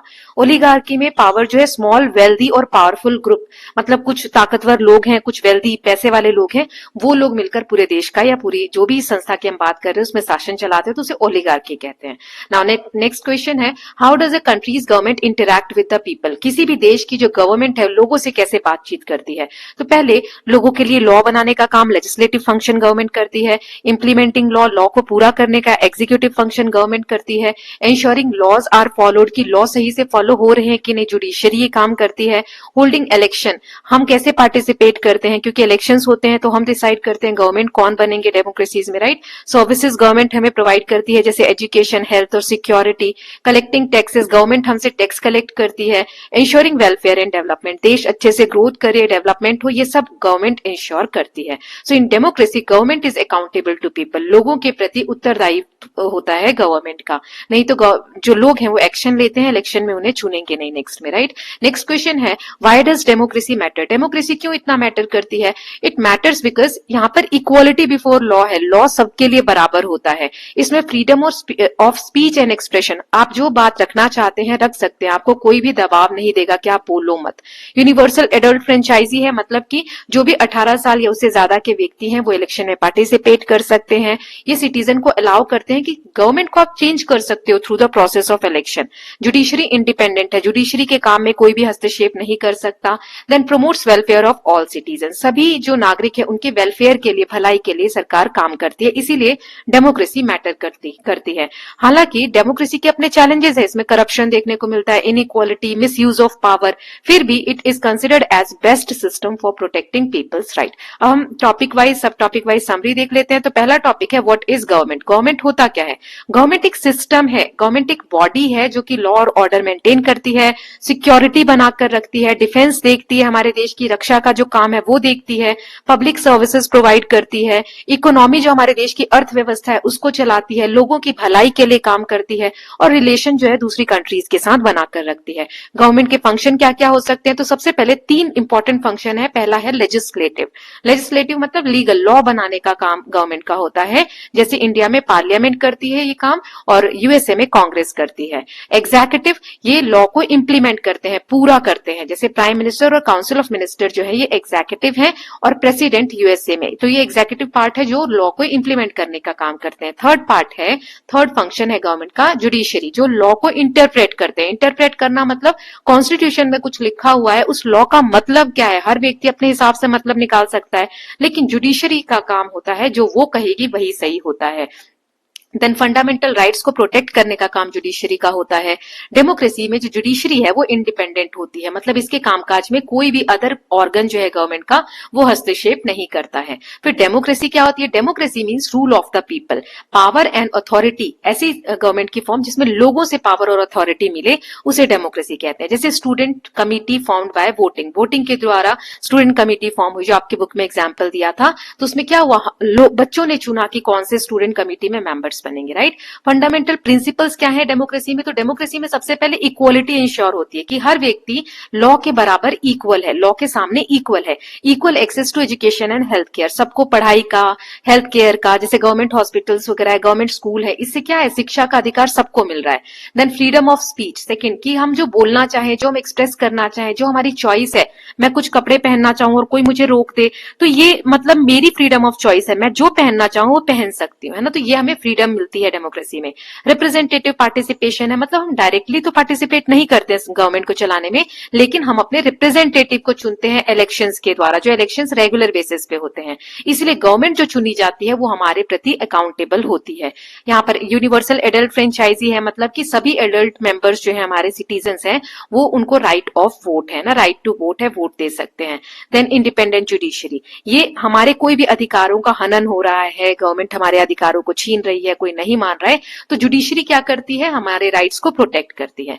कितने टाइप्स ऑफ डेमोक्रेटिक गवर्नमेंट होते हैं? तो पहला होता है डायरेक्ट डेमोक्रेसी, जिसमें सिटीजन डायरेक्टली पार्टिसिपेट करते हैं, जैसे कि स्विट्जरलैंड के कुछ पार्ट्स में होता है, लेकिन बड़ी कंट्री में ये पॉसिबल नहीं है, क्योंकि सारे लोग खुद ही पार्टिसिपेट करने लगेंगे। इंडिया जैसे कंट्री में तो आप सोचो कि इतने लोग हैं, इतनी सोच है, कैसे कोई देश चलेगा। तो हमारे यहाँ पर कौन सी टाइप ऑफ डेमोक्रेसी है?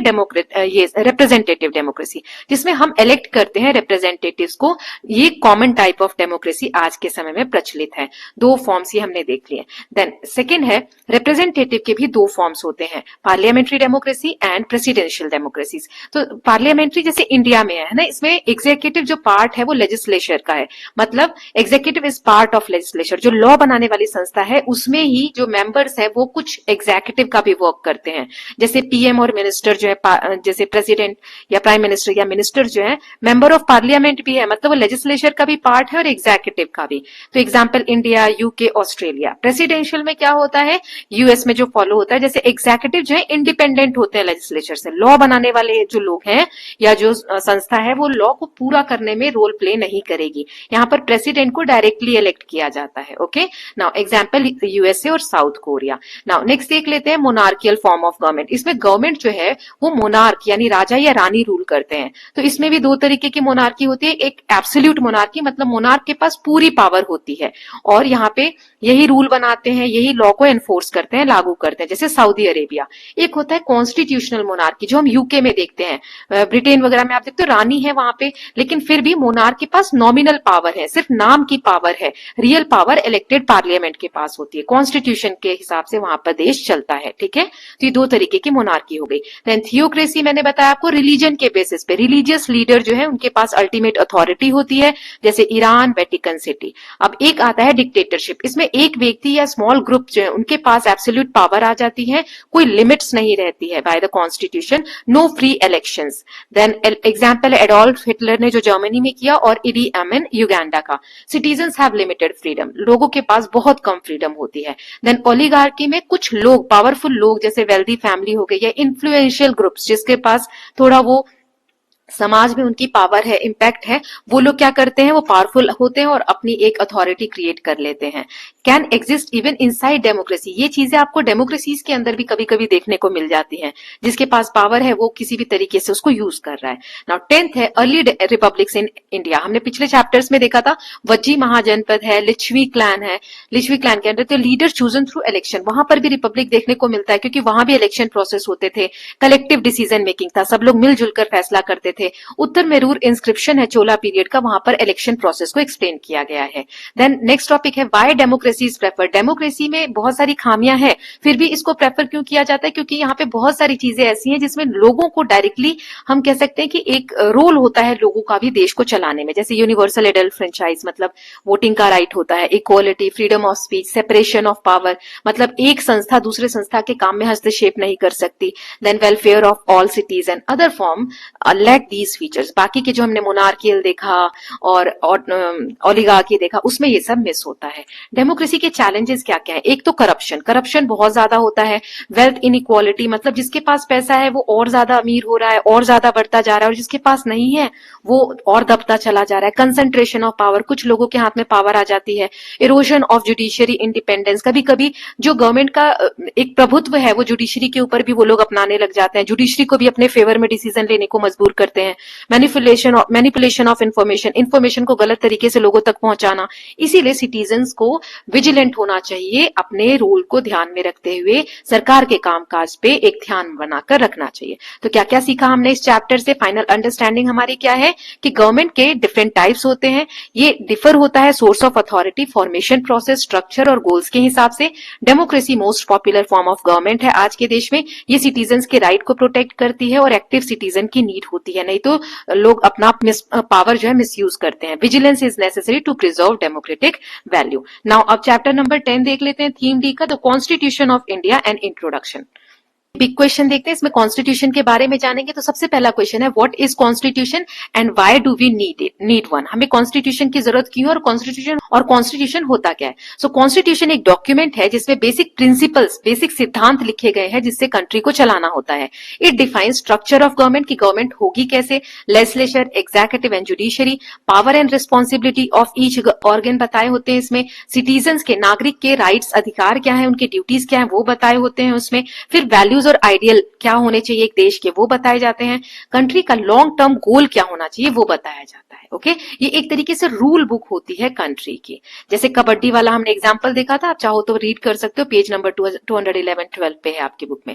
नाउ सेकंड क्वेश्चन देख लेते हैं, why do we need constitution? Constitution की जरूरत क्या है, क्यों है हमें? क्योंकि ये पावर को मिसयूज नहीं करने देता, लॉ एंड ऑर्डर मेंटेन करके रखता है देश में, हमारे जो नागरिक है उनके फंडामेंटल राइट्स को प्रोटेक्ट करता है, इक्वालिटी और जस्टिस को इंश्योर करता है, गवर्नमेंट के जो ऑर्गन्स है, लेजिस्लेचर, एग्जीक्यूटिव और जुडिशरी, उनका रोल क्या है उसको डिफाइन करता है। नहीं तो वो कहेगा ये मेरा काम है, वो कहेगा ये मेरा काम नहीं है, राइट? कोई सा ऑर्गन कुछ काम को ले लेगा, कोई सा ऑर्गन कहेगा। तो ये वेल डिफाइंड रूल्स लिखे हुए हैं कॉन्स्टिट्यूशन में। पॉलिसी मेकिंग कैसे होगी उसका गाइड है इसमें। फिर डिस्प्यूट अगर होते हैं, कोई मतभेद है, तो उसको कैसे पीसफुल तरीके से सॉल्व किया जाए, वो भी कॉन्स्टिट्यूशन में है। सो विदाउट अ कॉन्स्टिट्यूशन वहां पे कंफ्यूजन होगी, मिसयूज हो सकता है अथॉरिटी का, इसीलिए हमें कॉन्स्टिट्यूशन की जरूरत होती है। देन नेक्स्ट है, how was the Indian constitution prepared? कैसे प्रिपेयर हुआ इंडियन कॉन्स्टिट्यूशन? तो सबसे पहले 1946 में कॉन्स्टिट्यूएंट असेंबली बनी। फिर इसमें शुरू में 389 मेंबर्स थे, जब इंडिया का पार्टीशन हुआ तो बाद में 299 मेंबर्स बच गए। 15 इसमें विमेन थी। जो मेंबर्स थे वो डाइवर्स रीजन और कम्युनिटीज को रिप्रेजेंट कर रहे थे। चेयरमैन जो थे कॉन्स्टिट्यूएंट असेंबली के डॉक्टर राजेंद्र प्रसाद थे। ड्राफ्टिंग कमेटी के चेयरमैन डॉक्टर BR अम्बेडकर थे। इसको लगभग 3 साल लगभग लगे पूरा होने में। 26 नवंबर 1949 को, ये दो चीजें आप याद रखना, 26 नवंबर 1949 को कॉन्स्टिट्यूशन एडॉप्ट हुआ था और ये इफेक्ट में कब आया था? 26 जनवरी 1950 को। ओके, रिपब्लिक डे इसी दिन हम मनाते हैं। हमारा जो कॉन्स्टिट्यूशन है दुनिया का सबसे लार्जेस्ट रिटन कॉन्स्टिट्यूशन है। नाउ नेक्स्ट क्वेश्चन है थर्ड वाला, how did our freedom struggle and civilizational heritage influence the constitution? हमारी जो एक धरोहर है, जो हमारी सभ्यता की धरोहर इतने समय से चलते आ रही है, उसने कैसे कॉन्स्टिट्यूशन को इम्पैक्ट किया? सो इंडिया का जो फ्रीडम स्ट्रगल हुआ उसमें हमने उससे सीखा कुछ चीजें और कॉन्स्टिट्यूशन में ऐड किया, वैल्यूज हमने इंक्लूड की कि सबको बराबरी का अधिकार मिलना चाहिए, न्याय मिलना चाहिए, लिबर्टी यानी छूट होनी चाहिए, फ्रेटर्निटी यानी भाईचारा बनाकर रखना चाहिए, यूनिवर्सल एडल्ट फ्रेंचाइज, सबको वोटिंग का अधिकार होना चाहिए जो एक अडल्ट एज में है, फंडामेंटल राइट्स होने चाहिए, पावर सभी ऑर्गन के सेपरेट होने चाहिए। लीडर्स जिन्होंने इंडिपेंडेंस के लिए, आजादी के लिए लड़ाई लड़ी, उन्होंने कॉन्स्टिट्यूशन को ड्राफ्ट करने में हेल्प करी। चलिए अब इसमें सेकंड पार्ट है कि हमारे सिविलाइजेशनल हेरिटेज को ये कैसे इन्फ्लुएंस करता है। तो बहुत सारे जो आइडियाज हैं वो इंडिया के ट्रेडिशन से आए, जैसे वसुधैव कुटुंबकम, कि पूरी दुनिया क्या है, एक फैमिली है, सर्वे भवन्तु सुखिना, कि सभी लोग खुश रहें, रिस्पेक्ट फॉर डाइवर्सिटी, कितनी विविधता है, सबको रिस्पेक्ट करना, राजा का क्या धर्म है, duty of ruler, fundamental duties जो है कि नागरिकों के ऐसा नहीं कि सिर्फ अधिकार ही है, उनके ड्यूटीज भी होती है। ओके, जैसे कि रामायण, महाभारत, नालंदा, नटराज, मुगल आर्किटेक्चर, ये आपको इमेजेस दी गई हैं, इसके थ्रू समझाया गया है। ये कॉन्सेप्ट्स हमारे इतिहास से लिए गए हैं। Now next is influence from other countries. कुछ चीजें जो अच्छी लगी हमें दूसरे देश की कॉन्स्टिट्यूशन में, हमने वहां से भी लिया। जैसे ये लिबर्टी, इक्वालिटी और फ्रेटर्निटी का कॉन्सेप्ट हमने फ्रांस से लिया।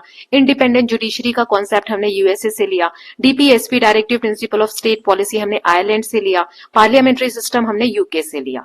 क्या की फीचर्स है हमारे कॉन्स्टिट्यूशन के, और आज के समय में भी हमारा जो कॉन्स्टिट्यूशन है वो इतना रेलिवेंट क्यों है, जबकि इतने साल पहले बनाया है ना, फिर भी आज भी हम उसको मानते हैं, उसमें चेंजेस किए जा सकते हैं कि नहीं, तो वो देख लेते हैं। तो की फीचर है, एक तो ये बताता है हमारे देश को कि हमारा देश सोवरेन है। सोवरेन मतलब हम किसी के अधीन नहीं है, हमारे ऊपर कोई और देश कंट्रोल नहीं कर रहा है, सोशलिस्ट है, सेक्युलर है, सभी धर्मों को समान अधिकार है, डेमोक्रेटिक है हमारा देश, रिपब्लिक है, गणतंत्र है, fundamental rights, duties, DPSP, directive principle of state policy, हमारे देश में फेडरल स्ट्रक्चर है कि मेन सेंटर है, फिर स्टेट्स बने हुए हैं, स्टेट्स के अंदर भी लोकल गवर्नमेंट है, सेपरेशन ऑफ पावर है, जुडिशरी इंडिपेंडेंट है। Okay, now why is it relevant today? आज भी ये लिविंग डॉक्यूमेंट की तरह क्यों है? क्योंकि ये अमेंड हो सकता है, समय के हिसाब से इसमें चेंज किए जा सकते हैं। अमेंडमेंट मतलब चेंज करना, नए पार्ट ऐड हो सकते हैं, जैसे फंडामेंटल ड्यूटी ऐड हुआ 1976 में। इसमें जो नीड्स के हिसाब से चेंजेस है वो अडेप्ट किए जाते हैं।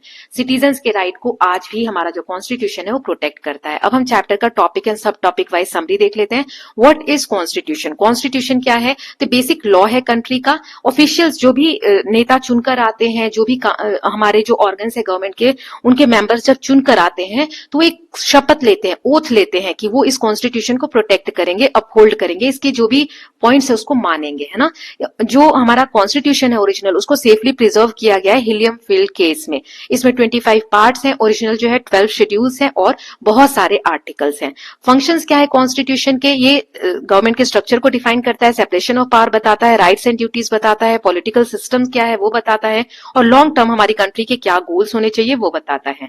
कॉन्स्टिट्यूशन की राइटिंग का तो सबसे पहले 1946 में कॉन्स्टिट्यूएंट असेंबली बनी, जिसमें डाइवर्सिटी को रिप्रेजेंट किया गया था। हर व्यक्ति अलग अलग जो एक ग्रुप है, कम्युनिटी है, उसको रिप्रेजेंट कर रहा था। विमेन मेंबर भी थे। इनकी जो ड्राफ्टिंग कमेटी के हेड थे या वो डॉक्टर BR अम्बेडकर थे। 26 नवंबर 1949 को हमारा कॉन्स्टिट्यूशन जो है अडॉप्ट हुआ और एनफोर्स हुआ 26 जनवरी 1950 को। कॉन्स्टिट्यूएंट में इन्फ्लुएंस हमने देख लिया, फ्रीडम मूवमेंट से जो चीजें हमने सीखी जैसे justice, equality, liberty, fraternity, universal franchise, ये हमने इंक्लूड किया इसमें। और सिविलाइजेशनल हेरिटेज में जैसे unity in diversity, respect for different view points, duties of citizen, welfare orientation, ये अभी मैंने आंसर समझाते वक्त बता दिए, इसलिए मैं कम मतलब फास्ट एक्सप्लेन कर रही हूँ।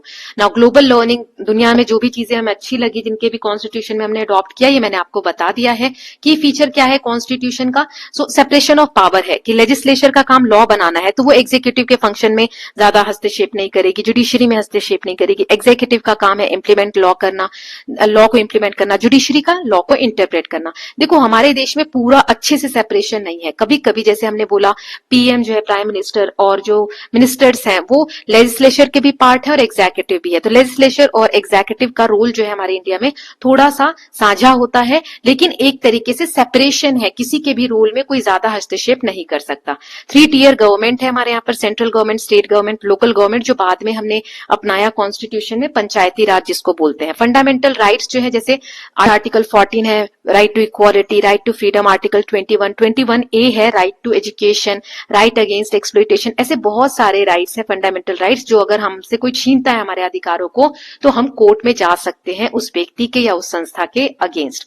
देन कुछ ड्यूटीज भी संविधान ने हमें दी है, जैसे हमें अपने कॉन्स्टिट्यूशन के संविधान की रिस्पेक्ट करनी चाहिए, नेशनल फ्लैग की रिस्पेक्ट करनी चाहिए, एनवायरमेंट को प्रोटेक्ट करना चाहिए, हार्मनी मतलब पीसफुल व्यवहार बनाकर रखना चाहिए समाज में, एजुकेशन प्रोवाइड करनी चाहिए अपने बच्चों को जो 6 से 14 साल के हैं। Directive principle of state policy मतलब ऐसे कुछ गोल्स जो उस वक्त जब हमारा देश आजाद हुआ तो इतने हमारी जो इकोनॉमिक स्थिति थी वो इतनी अच्छी नहीं थी कि हमारे देश सभी चीजों को उसी वक्त लागू कर दे।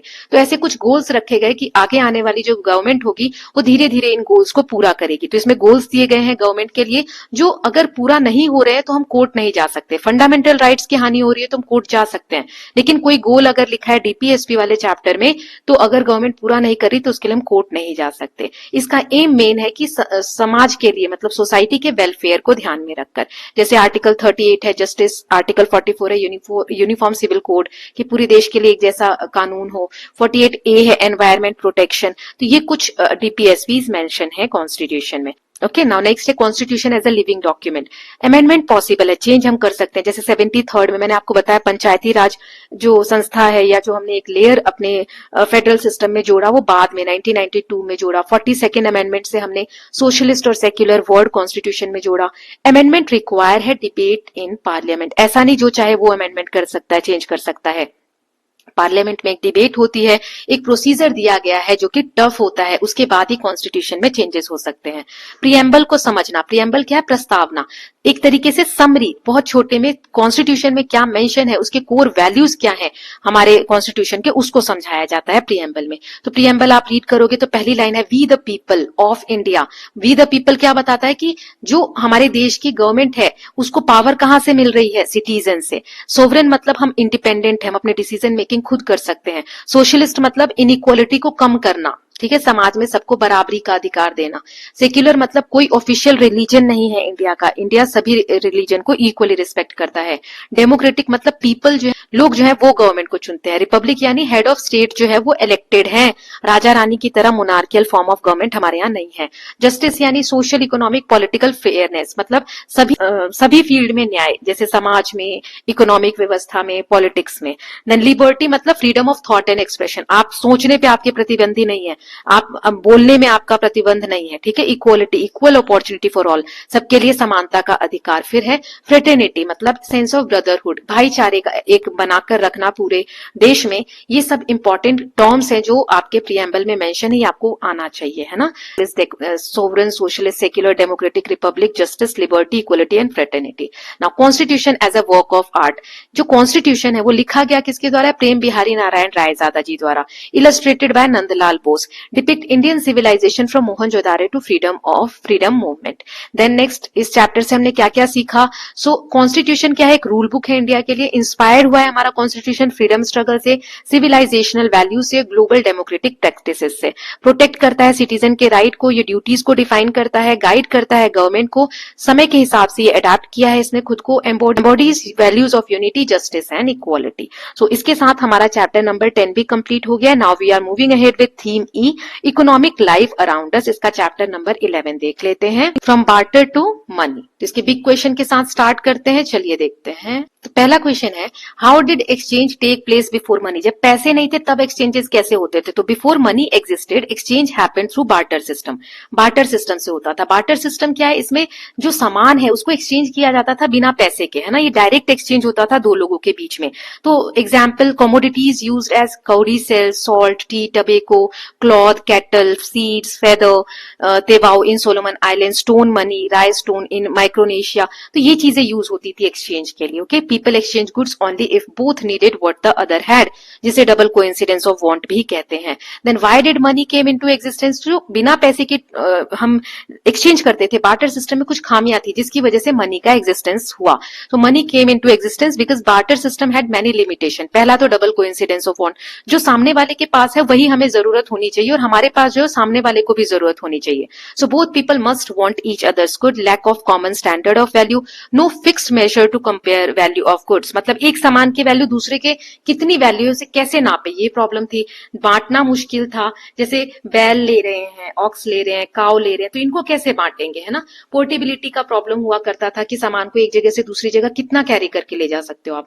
ड्यूरेबिलिटी का प्रॉब्लम था, जैसे व्हीट कैन रॉट, गेहूं को कब तक संभाल के रखोगे, खराब हो जाएंगे। Animals can die. To solve these problem एक कॉमन मीडियम ऑफ एक्सचेंज की जरूरत थी, इसीलिए मनी का क्रिएशन हुआ।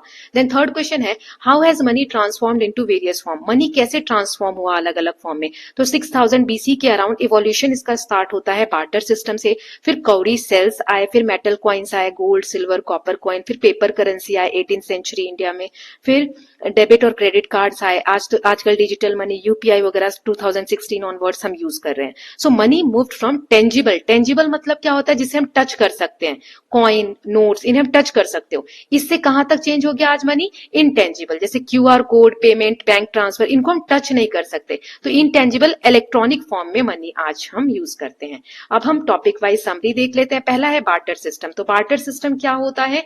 जिसमें मैंने आपको बताया कि डायरेक्ट एक्सचेंज होता है बिना मनी के। कैसे वर्क करता है कि कोई एक व्यक्ति है, उसने दूसरे व्यक्ति को सामान दिया तो दूसरा व्यक्ति बदले में कोई सामान देगा, ठीक है। प्रेजेंट डे एग्जांपल, जूनबिल मेला आसाम में अभी भी होता है। बुक एक्सचेंज क्लब्स होते हैं। ओल्ड कपड़े आप एक्सचेंज कर सकते हो बर्तनों के साथ, तो ये भी क्या है? अभी भी बार्टर सिस्टम का ही हम एक वो देख सकते हैं, provision. Then limitation of barter system, double coincidence of want, common standard of value, divisibility, portability.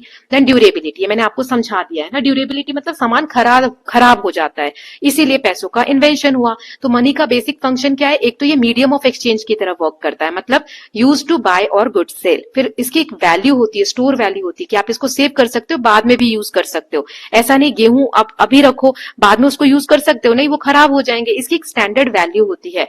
गेहूं आप यहां खरीदो या दूसरे दुकान पे खरीदो, एक एरिया की हम बात करें तो सेम वैल्यू में होगा, मतलब उसका हम प्राइस नाप सकते हैं। Then standard of deferred payment, हम फ्यूचर के लिए भी यूज कर सकते हैं, जैसे क्रेडिट सिस्टम, लोन वगैरह है, या इसमें भी हम इसको यूज कर सकते हैं।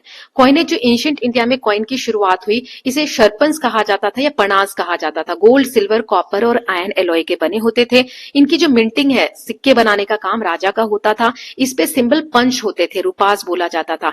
हेड और टेल, हेड जो है ऑब्जर्वेंट साइड होती थी और टेल जो है रिवर्स साइड होती थी। एग्जाम्पल, चालुक्य के कॉइन वराह सिंबल है, चोला का टाइगर एम्बलम है कॉइन पे, रोमन कॉइन जो है तमिलनाडु में मिले हैं। इससे ये प्रूफ मिलता है कि ट्रेड थे रोमन एम्पायर और सदर्न पार्ट जो इंडिया का है वहां पर। इससे हमें पता चलता है मैरीटाइम ट्रेड जो समुद्री व्यापार था वो बहुत स्ट्रांग था।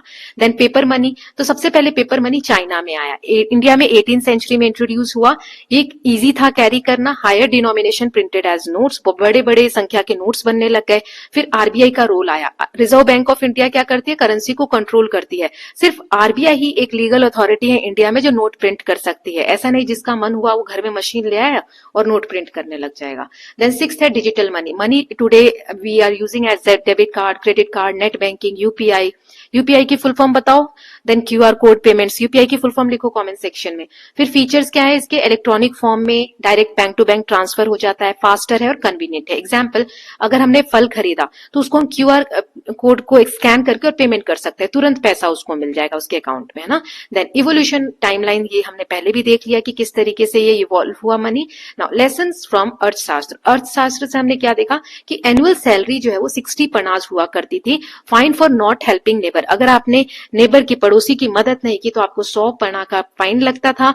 देन ये इंडिकेट करता था कि strong emphasis on human values and community responsibility, कि आपको समाज के प्रति भी उत्तरदायित्व होना होगा, अगर नहीं कर रहे हो तो आपको इसकी सजा भी मिल सकती है। फिर करेंसी के फीचर क्या थे, ये जो रुपी है, ये जो साइन है रुपी का सिंबल 2010 में उदय कुमार ने ये डिजाइन किया है, ये साइन अडॉप्ट हुआ। इसके बाद से हम ये साइन यूज करने लगे। Security thread, water mark, raised prints for visually impaired, cultural heritage motives, ये सब नोट के ऊपर हमें देखने को मिलते हैं। So with this we are done with chapter number 11। हमने क्या सीखा, फाइनल अंडरस्टैंडिंग। बार्टर जो है वो अर्लीस्ट एक्सचेंज सिस्टम है, इसमें लिमिटेशंस थे जिसकी वजह से मनी आया। मनी ने मेनली चार फंक्शन परफॉर्म किए।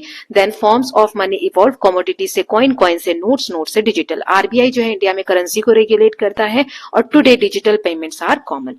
Now we are moving ahead with theme E का last chapter, chapter number 12, understanding market. एक क्वेश्चन के साथ स्टार्ट करते हैं। पहला क्वेश्चन है मार्केट्स क्या है, ये फंक्शन कैसे करते हैं। तो मार्केट एक ऐसी जगह होती है जहां बायर और सेलर, बेचने वाला और खरीदने वाला मिलता है और एक्सचेंज करता है गुड्स और सर्विसेज को, एक प्राइस अग्रीमेंट होता है उस बेसिस पे। दो तरीके के मार्केट होते हैं, फिजिकल हो सकते हैं जैसे हाट बाजार वगैरह होते हैं, मॉल होते हैं, और ऑनलाइन भी हो सकते हैं जिन्हें आप देख नहीं सकते बट ऑनलाइन वर्क करती है, एप्स हो गए, वेबसाइट हो गए।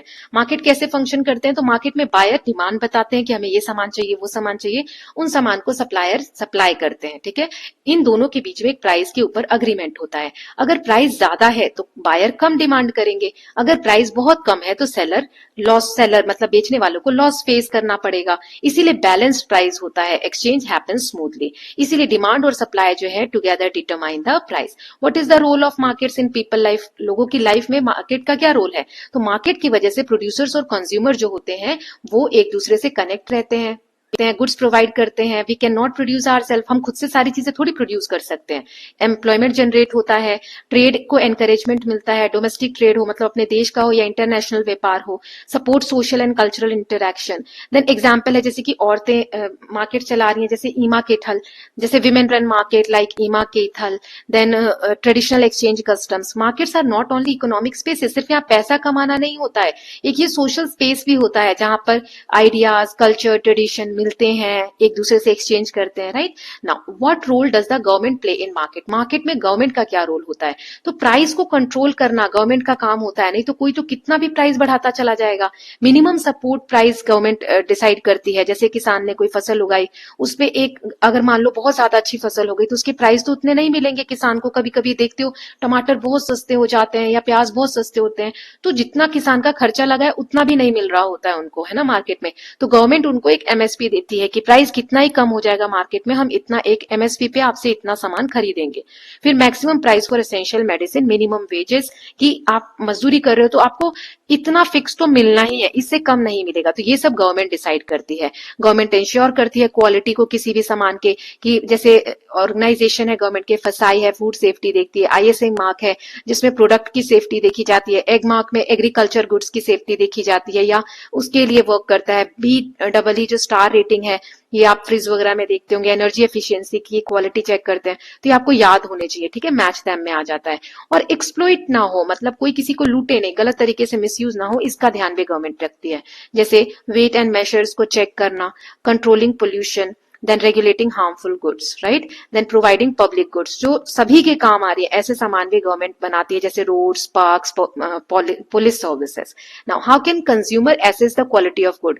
कंज्यूमर कैसे जो सामान की क्वालिटी है और सर्विसेज की क्वालिटी है उसको एसेस कर सकते हैं? तो हम कुछ चीजें चेक कर सकते हैं, जैसे सर्टिफिकेशन मार्क, कि ISI मार्क है कि नहीं, FSSAI मार्क है कि नहीं, एग मार्क है कि नहीं, एक्सपायरी डेट देख सकते हैं, MRP देख सकते हैं, मैन्युफैक्चर की डिटेल देख सकते हैं, नेट क्वांटिटी देख सकते हैं, एनर्जी रेटिंग्स देख सकते हैं, ऑनलाइन रिव्यू देख सकते हैं। सो एक इन्फॉर्म्ड जो जागरूक कंज्यूमर होते हैं वही सेफ और स्मार्ट चॉइसेस करते हैं। सो ये आपके बिग क्वेश्चंस थे। अब हम देख लेते हैं टॉपिक एंड सब टॉपिक वाइज समरी। तो सबसे पहले मार्केट का मीनिंग, एक ऐसी जगह जहां बायर और सेलर मिलते हैं, अपने सामान को एक्सचेंज करते हैं। इट कैन बी फिजिकल और digital. Then requires buyer, sellers and price agreement. Price determination, ये डिमांड कितनी है कि बायर कितना खरीदना चाह रहे हैं, सप्लायर कितना बेचना चाह रहे हैं, उस बेसिस पे प्राइस डिसाइड होता है। मार्केट फिजिकल हो सकते हैं जिसमें फेस टू फेस जाके हम चीजें खरीद सकते हैं। Weekly market, mandis, malls, online markets हो सकते हैं जिसमें buying through apps, websites, delivery based services. In domestic market, trade with in country, और इंटरनेशनल जो हम विदेश में भी व्यापार कर सकते हैं, इंपोर्ट और एक्सपोर्ट जिसे बोलते हैं। होलसेल और रिटेल मार्केट होते हैं जिसमें प्रोड्यूसर क्या करते हैं, सामान बनाते हैं, होलसेलर क्या करते हैं, यहां से प्रोड्यूसर से बल्क में सामान खरीदते हैं। फिर होलसेलर से जो थोड़ा सामान खरीदते हैं वो होते हैं रिटेलर। रिटेलर स्मॉल क्वांटिटी में सामान खरीद के दुकानें लगाते हैं, कंज्यूमर को बेचते हैं। फिर डिस्ट्रीब्यूटर्स आते हैं जो प्रोड्यूसर्स एंड सेलर को कनेक्ट करते हैं। एग्रीगेटर जो ऑनलाइन प्लेटफॉर्म होते हैं जिसमें बायर और सेलर को लिंक किया जाता है। देन मार्केट नेटवर्क के बारे में हमने पढ़ा था कि मार्केट किस पे डिपेंड करता है, किसी जगह का ट्रांसपोर्ट सिस्टम कैसा है, सामान को एक जगह से दूसरी जगह ले जाना है, वेयर हाउसेस कहाँ पर उपलब्ध है, communication, banking system. So trade hubs बनते हैं जहां पे where transport network is strong, जहां पे ट्रांसपोर्ट नेटवर्क स्ट्रॉन्ग होते हैं वहां पे मार्केट का हब बनता है। सोशल रोल क्या है मार्केट्स का? मार्केट एक लॉन्ग टर्म ट्रस्ट बिल्ड करता है, ट्रेडिशन को एनकरेज करता है, विमेन पार्टिसिपेशन को सपोर्ट करता है, स्ट्रेंथन कम्युनिटी टाइज, लोगों को एक दूसरे से मिलाता है, एक दूसरे में अच्छे रिलेशंस क्रिएट करता है। Markets are economic and cultural spaces. Then government क्या डिसाइड करती है, क्या रेगुलेट करती है? गवर्नमेंट प्राइस फिक्स करती है, ये मैंने समझा दिया आपको। Fixes price limits, ensure product quality, prevent unfair trade, provide public goods, regulates pollution. Then consumer awareness, जो स्मार्ट कंज्यूमर होते हैं वो सर्टिफिकेशन चेक करते हैं, कंपेयर करते हैं प्राइसेस को, मिसलीडिंग एड्स को अवॉइड करते हैं, make informed choices. So consumer protection जो है वो फेयरनेस इंश्योर करता है। So with this we are done with the last chapter. Final understanding में हमने क्या क्या पढ़ा इस चैप्टर में वो देख लेते हैं।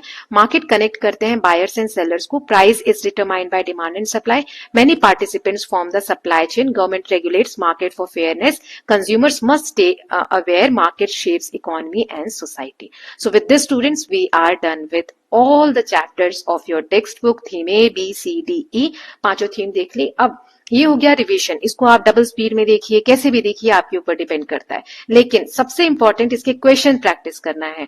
आज या कल तक जो क्वेश्चन का मैराथन है सभी चैप्टर का, वो मैं दूसरे वाले चैनल जानकी स्टडी कॉर्नर पे अपलोड कर दूंगी। इन नोट्स के आपको PDF वगैरह चाहिए तो व्हाट्सएप पे कनेक्ट करिए, व्हाट्सएप का लिंक डिस्क्रिप्शन बॉक्स में है, नंबर दे दिया है मैंने वहां से।